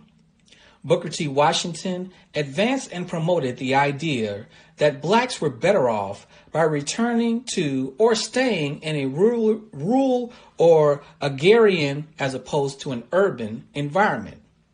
In his visits to Washington, D.C. as a student during the Reconstruction period, Washington would lament the fate of blacks who had left their agrarian communities for the cities in search of a better life. I saw many black men who but a few months previous were members of Congress, then without employment in poverty. How many times I wished then, and have often wished since, that by some power of magic I might remove the great bulk of these people into the country districts and plant them upon the soil, upon the solid and never deceptive nature of Mother Nature. Although most of the literature about Washington emphasizes his thrust on industrial education it is important to understand that he laid a heavy emphasis on agrarian education and black employment in an agrarian economy. To further this emphasis, the Tuskegee Institute ran extension programs, conducted Negro conferences, and operated the Jessup Wagon, a traveling agricultural school, all of which supported rural black farmers and the development of what we now refer to as sustainable communities. Through these and similar Tuskegee Institute programs, black farmers were taught how to optimize their farming techniques to gain and hold their own land, build and furnish their own houses, and educate their children. Tuskegee would become even more famous with the research work of renowned botanist and agricultural scientist Dr. George Washington Carver. Lewis Harlan's biography makes it clear that Washington was also concerned about the environmental health conditions of both Tuskegee Institute students and the black community in general. As a result, he founded National Negro Health Week, March 21st to the 27th, 1915, with the support of the National Negro Business League and the National Urban League. According to Harlan, Washington devoted much attention to the details of the earth's closets, the night cart, and the purity of the water supply of the campus. In 1908, with the support of the National Tuberculosis Association, Washington held a 5-day tuberculosis conference at Tuskegee. In 1911, he asked the newly founded Russell Sage Foundation for support in a nationwide effort to improve the sanitary and health conditions of blacks. Although the foundation did not offer its support, Washington slated one day of the 1914 Tuskegee Negro Conference as a public health conference where demonstrations and presentations were made about sanitation, nursing, and patent medicine frauds. Additionally, George Washington Carver offered an exhibit on pure and impure water. As elucidated in Chapter 1, W.E.B. Du Bois was one of the first academics to systematically study blacks and their environmental conditions in the North, Philadelphia, and the South, Atlanta. Du Bois's Philadelphia study clearly articulates the inadequacy of sanitary infrastructures and marginalized housing in the urban environment. In Soul of Black Folks, his study of Southern blacks in Atlanta, Du Bois characterizes rural Southern blacks as poor and ignorant and compares their living conditions to those of Philadelphia blacks. Du Bois observed that, like their northern city cousins, Southern blacks were packed into substandard housing that was almost always old, bare, and unpleasant, with a black and smoky fireplace in need of repair. Unlike the North, though, Du Bois believed that the conditions in the rural South did offer an environmental advantage for blacks. Of course, one small, closed room in a city without a yard is in many respects worse than a large single country room. The single great advantage of the Negro peasant is that he may spend most of his life outside his hovel in the open fields. Even though Du Bois felt that city life provided greater socioeconomic opportunities for blacks, he also realized that blacks were making a trade-off in terms of their environment and health by leaving the rural agrarian workforce of the South. The toil, like all farm toil, is monotonous, and there are little machinery and few tools to relieve its burdensome drudgery. But with all this, it is work in the pure open air, and this is something in a day when fresh air is scarce. In his earlier autobiography, Dusk of Dawn, an essay towards an autobiography of a race concept, Du Bois described in greater detail the environmental dilemmas of urban blacks, especially those he considered to be more cultured and socially accomplished, produced by voluntary and forced racial segregation. Du Bois observed that Negroes living in segregated environments found themselves living among diseased people in a crime-ridden geography where city services of water, sewage, garbage removal, street cleaning, lighting, noise, and traffic regulation, schools, and hospitalizations are usually neglected or withheld.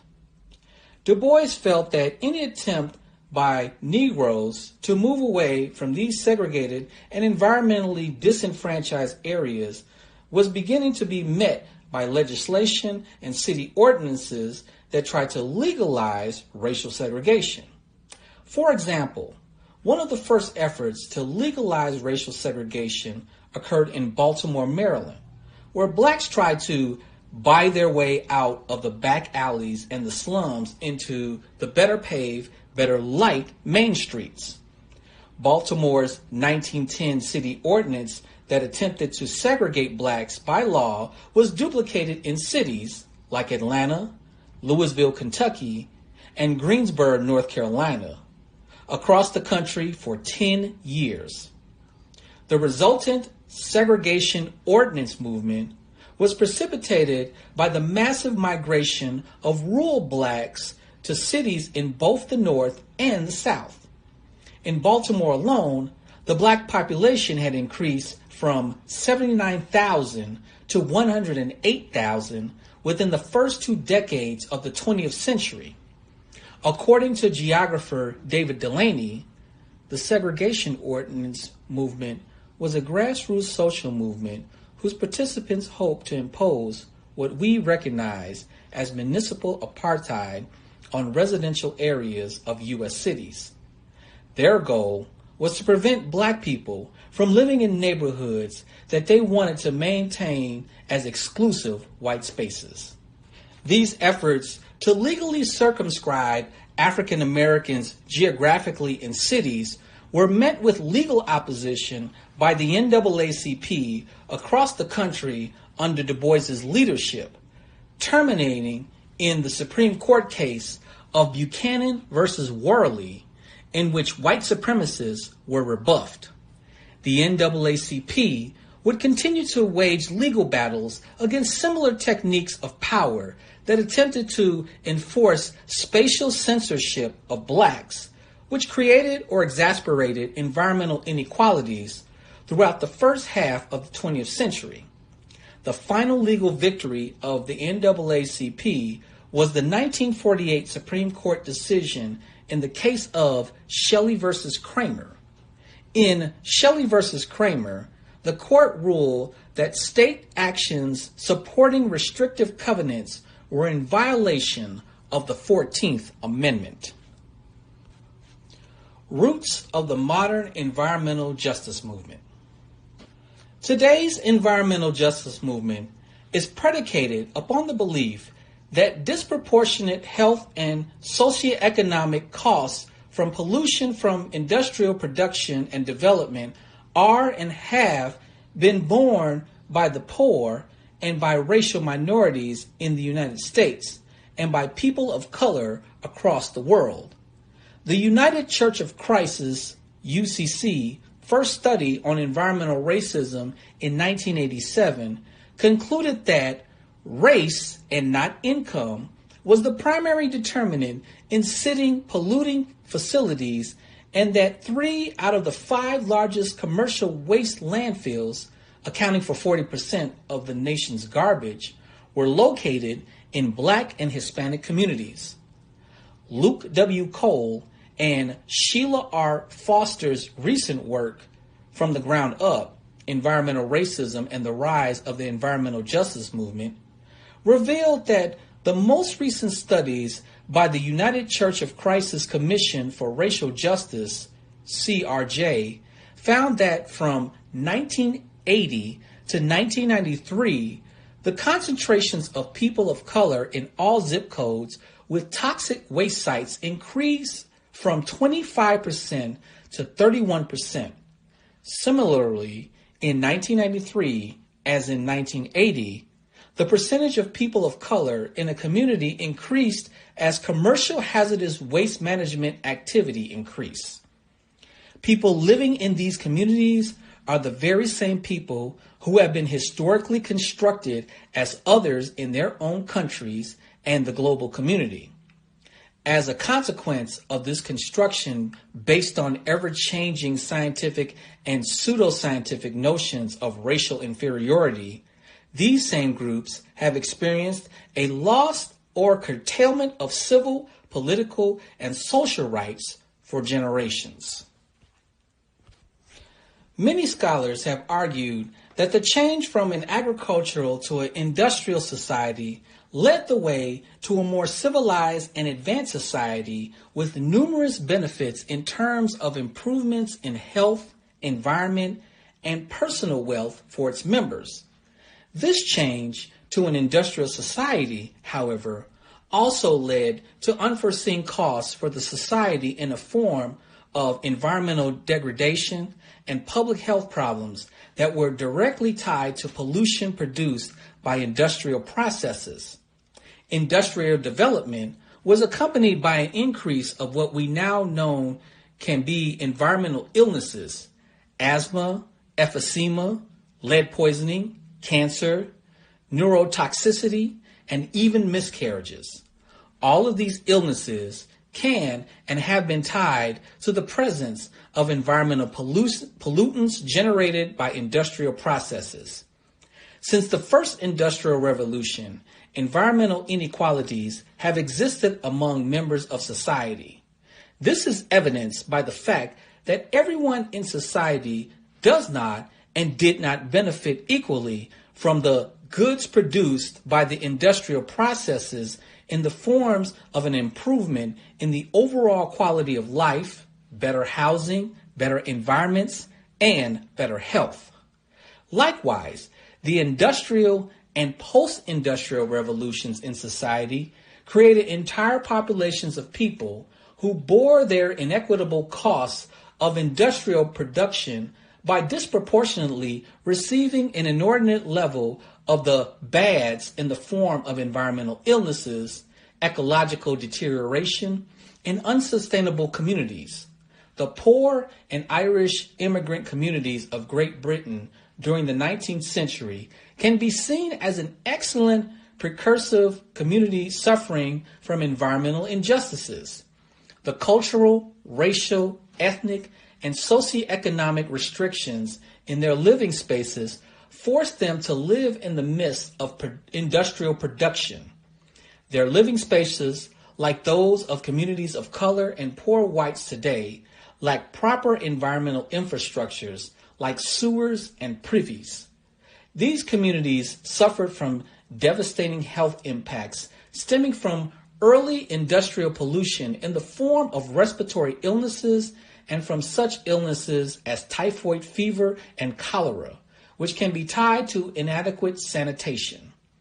This pattern of environmental inequity would be reflected across the Atlantic and eventually the globe as the industrialization spread during the 19th and 20th centuries.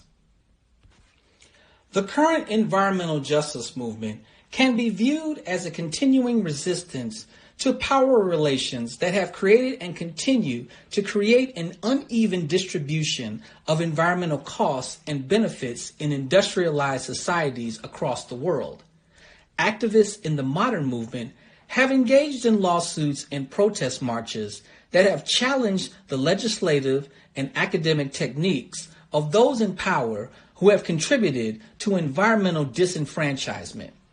The activities of environmental justice activists has caused governmental and environmental policymakers to critically examine how particular forms of the benefits and costs, in other words, environmental goods and bads, of industrial and post-industrial society are divided amongst its members. In many ways, the environmental justice movement provides evidence of the Foucauldian theorem on the role of modern society. That is, to provide biological protection to those considered within the social body of the state. We now can see that those lying inside the social body are those who will benefit because their communities will receive the full support of protective environmental legislation and enforcement.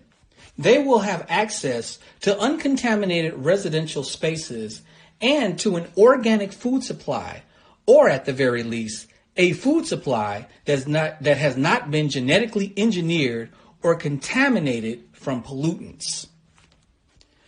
There is not a consistent consensus among scholars on the exact moment of birth for the modern environmental justice movement. Many believe that the movement began with Dr. Martin Luther King Jr.'s 1968 move towards a poor people's campaign and his support of protesting black sanitation workers. It also argued that today's environmental justice movement began in 1970s with the protests of low-income families in the now infamous Love Canal in New York. Most scholars, however, agree that the 1982 grassroots protests by African Americans in Warren County, North Carolina, against toxic dumping in their communities was the pivotal and defining moment for the modern environmental justice movement. By 1991, the basic objectives and strategies for addressing inequitable distribution of environmental costs in poor and racially marginalized communities had solidified. 1968, Martin Luther King Jr. and the Poor People's Campaign. There is an inextricable relationship between poverty and environmental racism and the environmental justice movement. It is evident by the fact that it is usually poor and minority communities who are on the front line protesting and demanding relief from environmental inequalities. Activists in the environmental justice movement continually lament that it is society's poor who bear the cost of environmental pollution because they do not have the economic power to eliminate or avoid the costs of industrial production in their impoverished communities. However, their lack of economic power is due to the fact that they have been constructed as others and abandoned for generations. The first national leader in the second half of the 20th century to address the systematic and total disenfranchisement and the concomitant environmental consequences of the poor as a result of their social construction as others in this country was civil rights leader and activist Reverend Dr. Martin Luther King Jr. James H. Cone points out in his comparative study of Martin Luther King Jr. and Malcolm X that when Dr. King focused on the problem of the inner city, he saw the despair and the often fruitless efforts of poor blacks who were trying to survive in an environment unfit for human habitation. His observations led to the formal creation of the Poor People's Campaign, PPC, on March 4, 1968, which sought to ameliorate social, economic, and environmental disenfranchisement regardless of color. In 1968, under the Poor People's Campaign, Dr. King began to openly advocate plans for a multiracial march for the poor on Washington, D.C. The march was planned for April 22, 1968. 1,500 demonstrators from 15 regions of the country were to converge on the nation's capital to petition governmental agencies and Congress for an economic Bill of Rights. Andrew Young, one of King's closest friends and a key leader in the civil rights movement, points out in his autobiography that the leaders of the movement have reached a gestalt in terms of understanding the root of racism and civil disenfranchisement. People constructed to be outside the body politic were the ones suffering the most. They were usually the poor. According to Young, Martin Luther King Jr. and his fellow civil rights activists wanted to gear the movement towards a poor people's campaign because they recognized that poor people in America were out of sight and out of mind. Policies that created slums and kept people in poverty were perpetuated almost unconsciously. For politicians, there was no real need to consider the impact of policy decisions on the poor since they were powerless in the political system. A critical issue in the proposed Poor People's Campaign was the need to address the problem of the poor living in unhealthy and unsanitary housing conditions. King argued that the United States could not have a democratic society if the greater concentration of wealth rested in the hands of only a few members of society. Even as the plans for the Poor People's Campaign began to develop, King's commitment to environmental issues impacting the poor and racially marginalized was made even more apparent in 1968 when he traveled to Memphis, Tennessee. On April 3rd, 1968, he delivered his famous "I've Been to the Mountaintop" speech in Tennessee to a largely black group of striking sanitation workers. Following his show of support for the workers, he was assassinated on April 4th, 1968. Despite his death, Dr. King's concern about the inequitable distribution of wealth and poverty in the United States and the concomitant environmental consequences continue to be addressed by today's environmental justice activists. Alrighty, that will do it for this week's portion of the reading. We will pick up next week. We are on the subsection, the 1970s, Earth Day, and nascent environmental justice ideologies. That's where we'll start next week as we are making progress slowly through the text. Number again, 605-313-5164. The code 564943 pound. Press star 61 if you would like to participate. If you did not get to share at all during the first audio segment or after we discussed the first section, you have questions, thoughts, observations, you would like to contribute, go ahead and get a hand up. Please do not wait until the last few moments and decide that you would like to contribute. Get your hand up and we will make sure that we do not miss you as we chat it up. All the folks who dialed in first time around, retired firefighter Thomas in New York, Henry in Chicago, our narrator, your lines should be open. If you have comments, thoughts on the second portion of the reading, proceed. Yes, can I be heard? Retired firefighter in Florida. Yes, from my studies,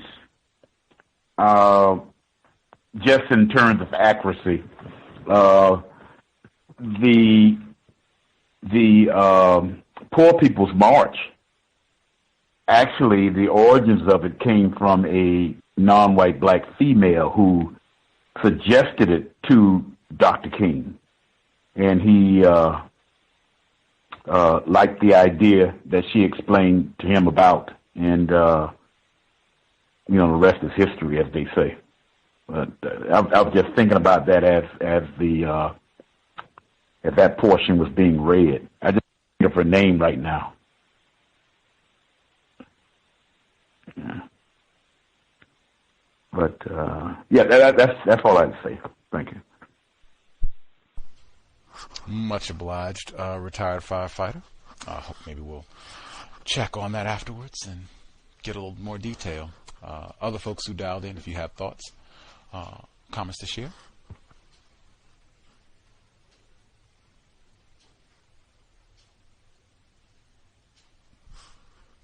While they are thinking, I will look back over, let's see, smaller portion. Wasn't too long, the second portion of the reading this week. Book itself is not huge, so won't be reading it too long. Let's see. Again, the same thing that I said previously. I think retired firefighter mentioned this in terms of this is not a coincidence. This is not an accident. This is deliberate. When you talk about black people being subjected to these chemical and biological warfare, we just read A Terrible Thing to Waste, and Harriet A. Washington spent a good deal of time talking about Baltimore, Freddie Gray, the black, her name slipped, just like retired firefighter, Karen, I think it's Gross. I have to go back and look to get her name. She was a black female who was also terrorized, killed by enforcement officials in Baltimore, and also a victim of lead poisoning. But she talked about that, and then Harriet A. Washington did in the book we just finished, and then in the section that we just finished, the subheading Roots of the Modern Environmental Justice Movement, she writes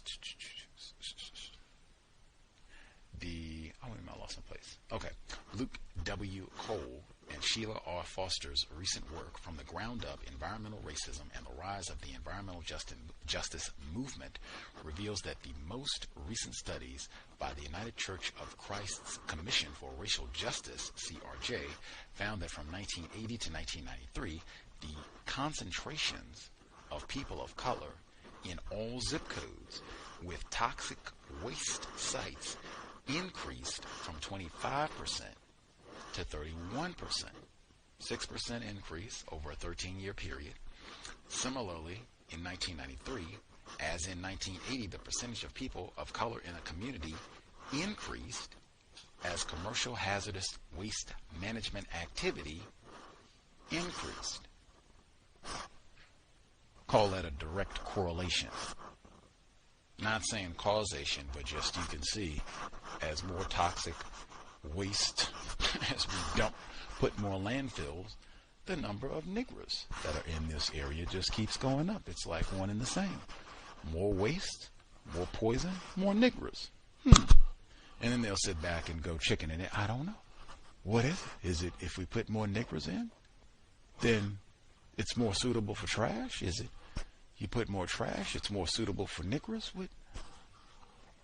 Not happenstance, and particularly when you start looking and saying that this is consistent wherever it happens to be that the black people are, this is what happens. Let's see.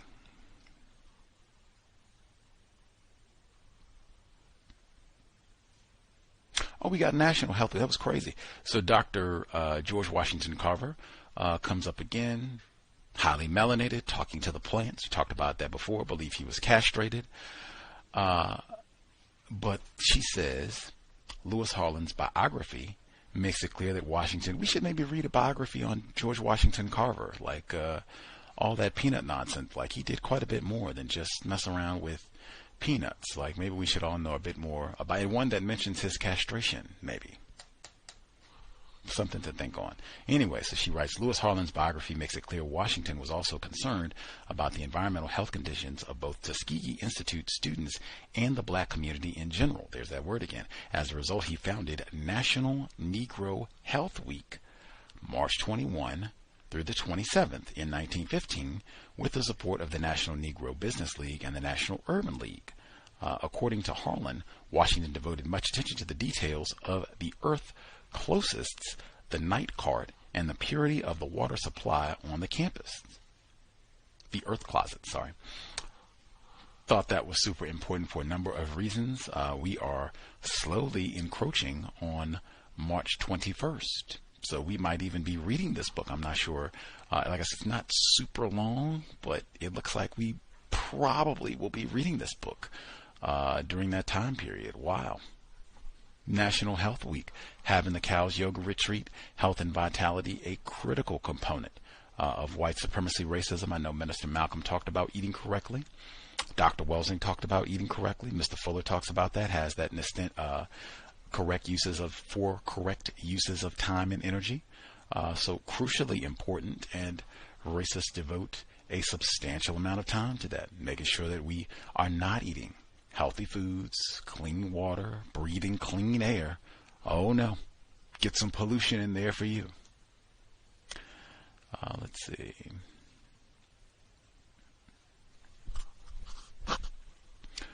Next,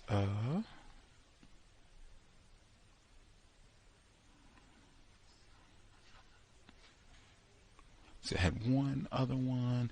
Just when she talked about identifying different black people, number one, making an important part of this book at pointing out that black people like Dr. King, like Dr. George Washington Carver, Dr. Du Bois, many others, that they have placed a priority on health and what they call environmental justice, or pointing out environmental racism, that is important, and that black people have tried to mobilize from a weak position to do what they could to fight back. I think all of that is important, and recognizing the importance of what North Carolina, the protests that's happened in North Carolina as well.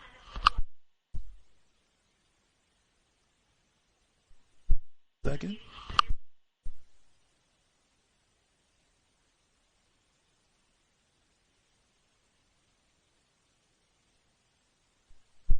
Almost there.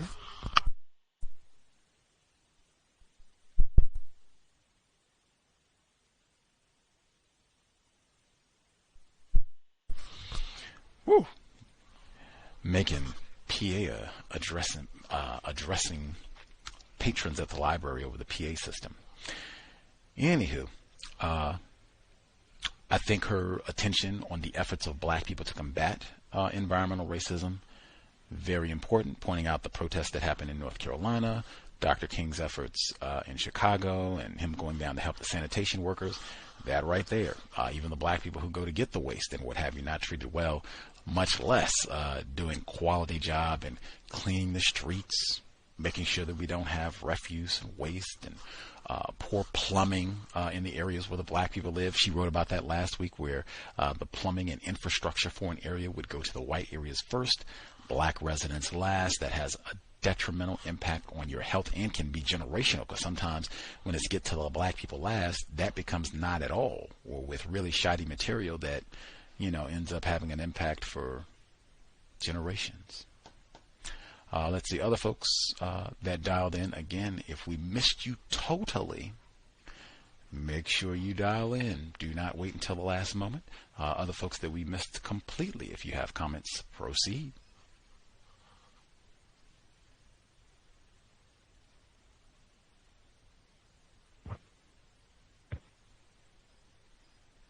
Oh, hi. Could I be heard?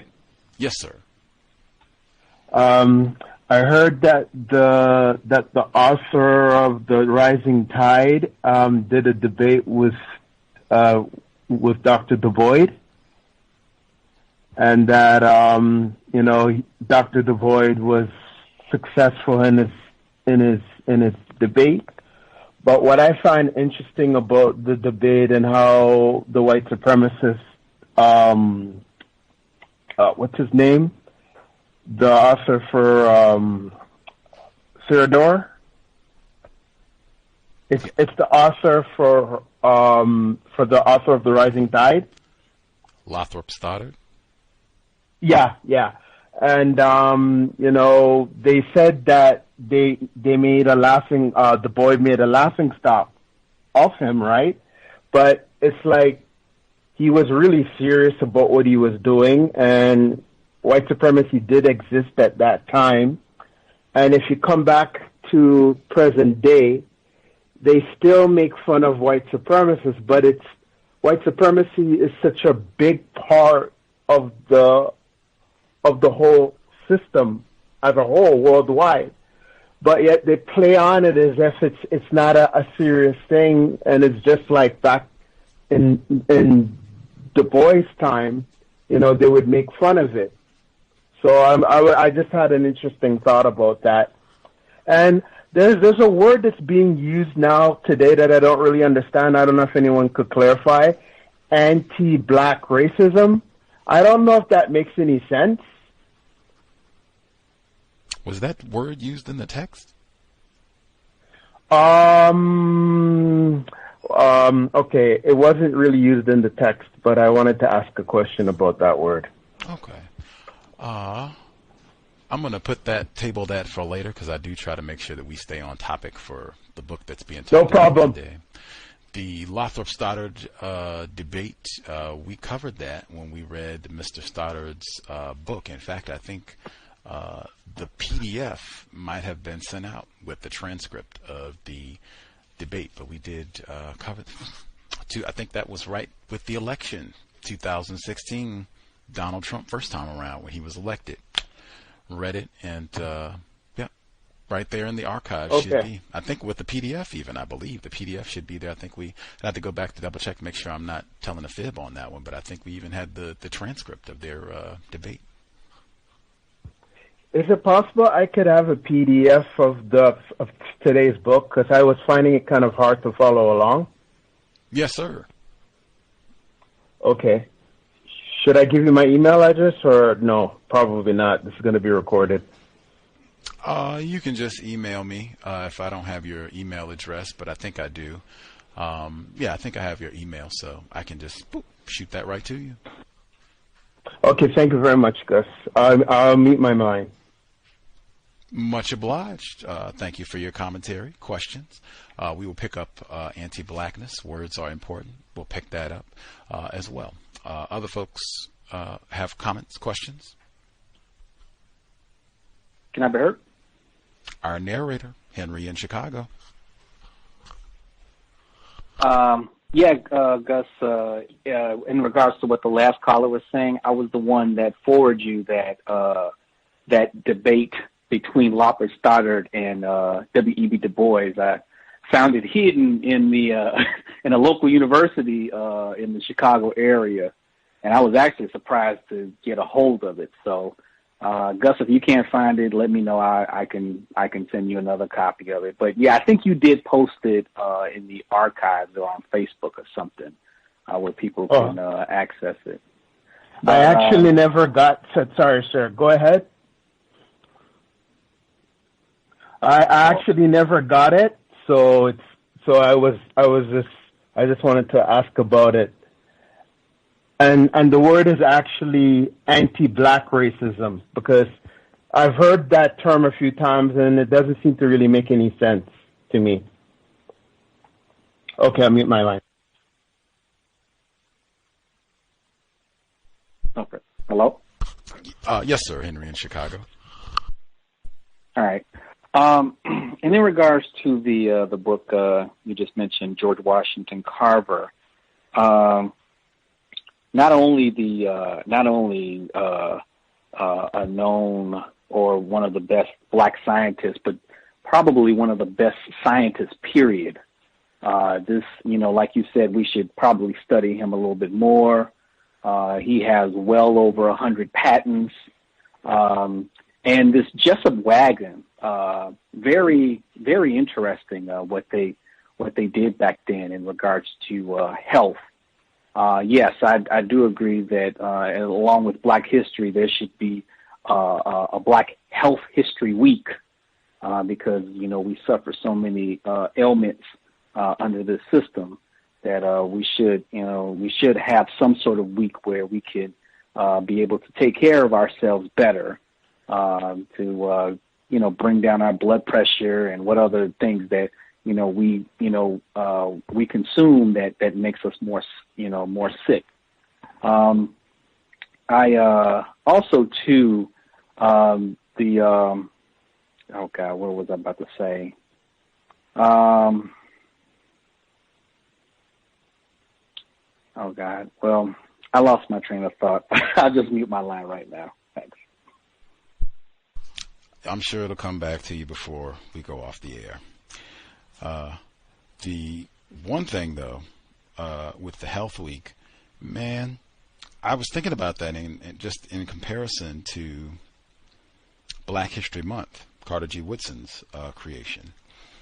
And I've never been a big fan. I don't ever remember being excited about Black History Month, and it just passed this year. I don't remember being, I'm going out for Black History Month festivities. And wow, it's just going to be awesome. And I don't remember having that feeling. If it was some sort of Black Health Week or Black Health History Week, or even if it was a month, I would be pretty excited. Because that could entail so much, like the cooking and exercise. And I guess you could do all that stuff for Black History Month as well. But yeah, something that is just focused on health. And, we could have reading clubs, medical apartheid, and killing the black body and dying while black, and go on and on. Like, oh yeah, we could have health walks and stuff. I would be, sign me up today. Let's do it. Like, let's do it. We could have little fun runs or fun walks, and you could have like cooking workshops at the end. People could, or a farmer's market, and have fresh produce and that sort of thing. And importance of drinking water. That book, I forgot, that Dr. Lathan recommends about drinking water, and possibilities are endless. And just having that focus, like, this is critically important in terms of having the vitality and your brain computer. Remembering book we just finished with Harriet A. Washington. I was about to say Dr.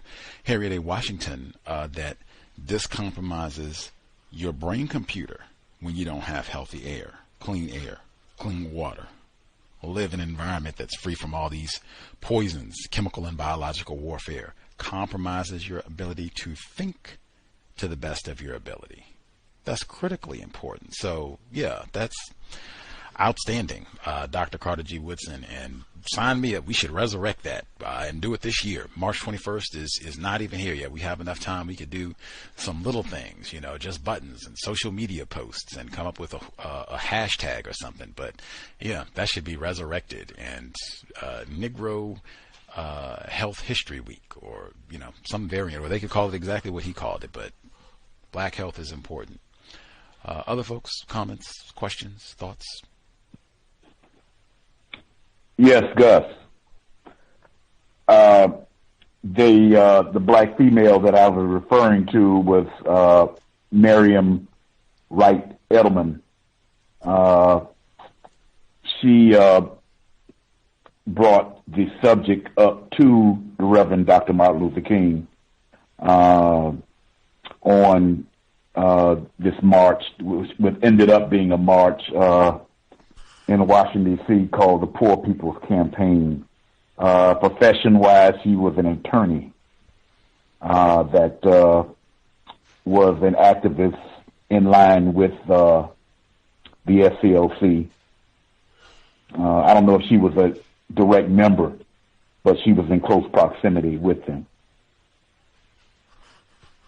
Much obliged. Thought we would get additional details. All it takes a little time, often.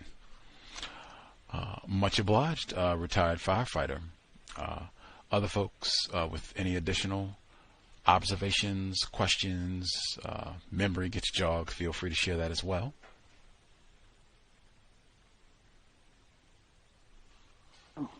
Yeah, Gus. It's interesting you brought up the Health History Week as well. And how you were not excited about Black History Month, because the whole purpose of Black History Month is to learn about the history, but then also take that history and do something constructive with it. Like this stuff we're learning about just in this book with the little snippets about Carter G. Woodson. I didn't know nothing about that, about Carter G. Woodson and these Jessup wagons and, him at Tuskegee doing all this work. Now, I did hear about how I think it was either Andrew Carnegie or Rockefeller offered him $1 million to come work for them, and I think he turned it down to continue his work at Tuskegee. But yeah, there's a lot of things that we can benefit from what Carter G. Woodson has done, and we're not well, obviously, if you're learning Black history in white schools, all you're going to learn is that, he did a lot of things with peanuts, and that's about it. But you won't learn anything else because white people won't tell you that. I'll tell you the rest of his history. But what I was reminded of from my last time speaking was the Poor People's Campaign that's mentioned in the book. How that is an environmental activism by Dr. King, because of the fact that it fell behind the sanitation strike, and obviously, I'm pretty sure at that time Memphis was majority white, and for this Negro to come down there and have the encourage the sanitation workers not to take out the garbage, because obviously if garbage is piling up, then you basically have environmental health hazards among whites, and whites are not going for that. So would not be surprised if that, along with other things, got Dr. King killed. Whites just had enough, especially in Memphis, that this Negro is coming down here and not forcing our people not to, not forcing, but convincing them not to be on the job to take out their garbage. So I thought that was a pretty interesting tie-in to environmentalism through Dr. King. That's all I have on me, my line. Much obliged. There's a documentary. Proceed. There's a documentary that emphasized on what Mr. Henry is just stating. Actually, they were emphasizing other members of the SCLC that actually didn't want Dr. King to go to Memphis because they considered it to be a sidetrack from the Poor People's Campaign, but he connected that the two are one and the same. As far as environmental racism and what was going on with the garbage workers had something directly to do with the Poor People's Campaign, and ultimately he got his way to be able to go down, and we know what happened after that to him. Yes. Tennessee, a lot of attention this week with the tornadoes. Not sure if we have lots of listeners in the Nashville area where that tornadoes have been striking specifically, but lots of attention there this week. Thomas in New York. Yes, sir. Yes, I think a book on George Washington Carver would be great. And like you said, one to study his castration as well would be, very good to hear, an account about that. Fear of genetic annihilation. Somewhat lucky in Harlem, Gus. Not as lucky as you are in Seattle. You have supermarkets every few blocks. You even have a 2-floor Whole Foods on 125th Street. But what white supremacists have expertly managed to establish in New York City is a way to give blacks the exact same thing that whites have, but it operates and functions totally dysfunctional. It's like, so you end up going downtown or midtown, catching the train a few extra stops and going somewhere else anyway because it's going to be, managed and everything much better. And for some reason, everything you could think of, every store you could think of is the same thing. It doesn't matter if it's a department store or whatever. It's just expert how white people have done that. W.E.B. Du Bois and Booker T. Coleman on social media, Gus, I think has the best word for it. We don't have black leaders. We have influencers. They're influencers. But the mindset about black inferiority that Du Bois had came from the same exact science that's taught the children today in school. You go from monkeys to white men. Who's the monkey? Darwinism. So the same thing. So if that's where he was coming from and that's what he was taught, that's where I think he was getting a lot of his stuff from. And also he was in that scientific, field where, he kind of had to, that's the way it's taught to this day. But if they would have took time out, I think, to come together, because they both had good ideas. We own nothing now. We had a little bit of something and, we have nothing now. So I think that if they could have found a way to come together and implement a little bit of their strategies in a way where it worked, you know, and they could have functioned, you know, simultaneously together, you know, instead of being, I think Mr. Firefighter said it was like a 10-year ongoing, you know, fight between the two of them. And I just think that same kind of mindset with, I think we came away with the Malcolm and Martin when we did the Malcolm X biography, where he was so, you know, he figured out later in life that, you know, man, if I would have just have not been so brash, you know, and would have been more open at an earlier time, it would probably, you know, would have benefited for us two to come together. But that those two. But the book so far is good, you know, and I'm looking forward to further going on. Thank you. Much obliged, Thomas in New York. We're still pretty early in the book, only in the second chapter, so yes, we have a ways to go. Still learning on Chicago.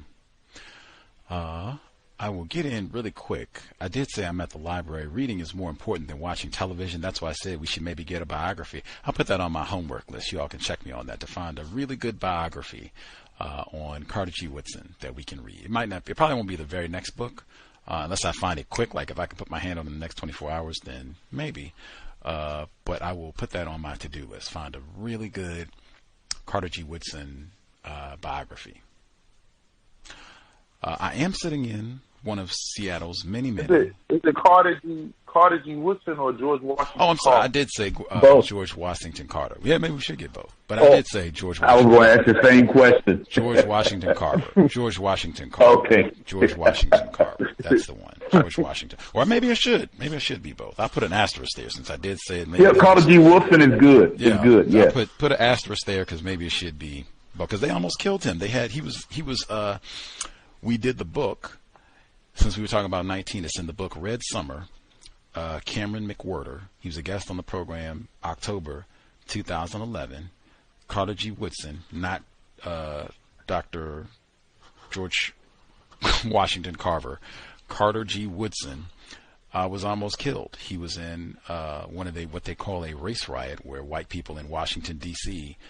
Started killing black people. And he literally had to run for his life. And this was before Miseducation of the Negro was even published. We almost missed out on all kinds of things, Black Health Week and all kinds of things. So that'll be two. So I'll see if I can find a good biography on both of them. Now, I am in the library, and they, you know, books, libres, yeah. So they had Angie Thomas on the come up. For people who've been with the cows for a while, formerly the worst book I've ever read, Angie Thomas, The Hate You Give. So she has written another book that came out last year, Ick. We are definitely not going to read that on the program.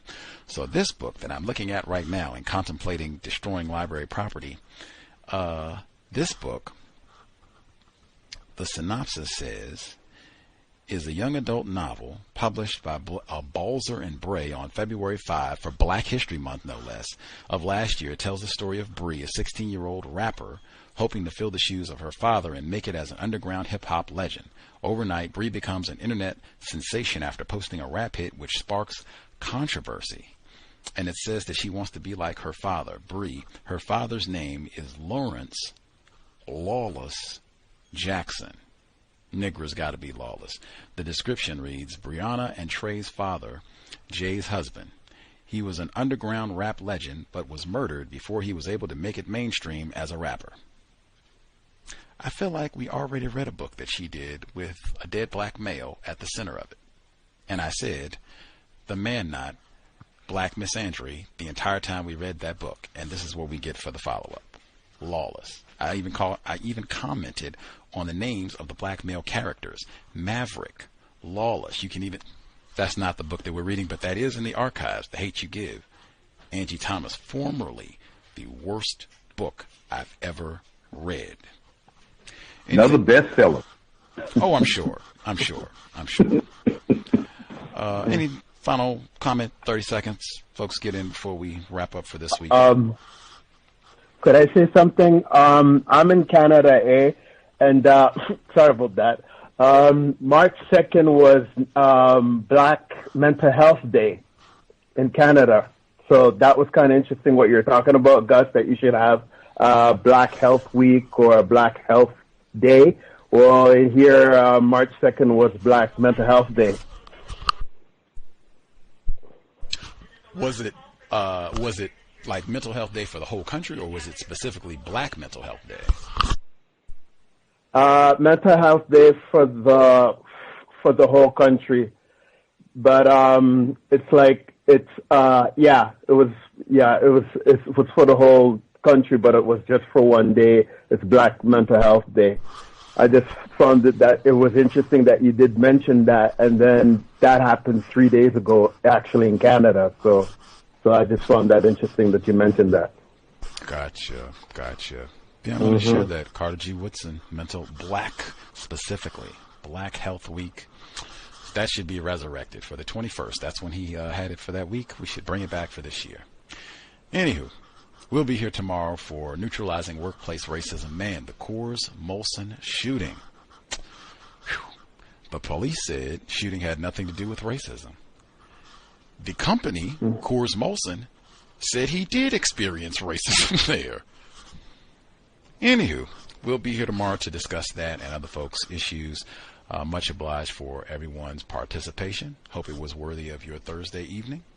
Again, sobriety would be best under conditions of white supremacy. Preserve your brain computer as best you can.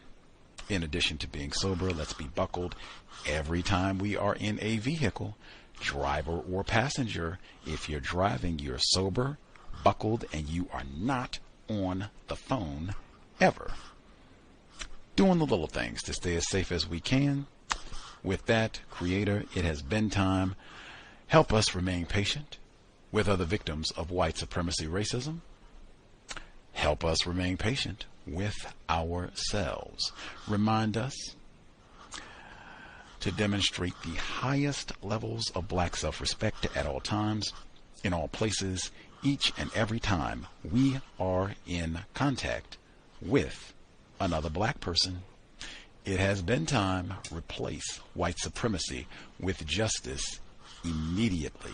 Cow signing out. Thanks all for tuning in.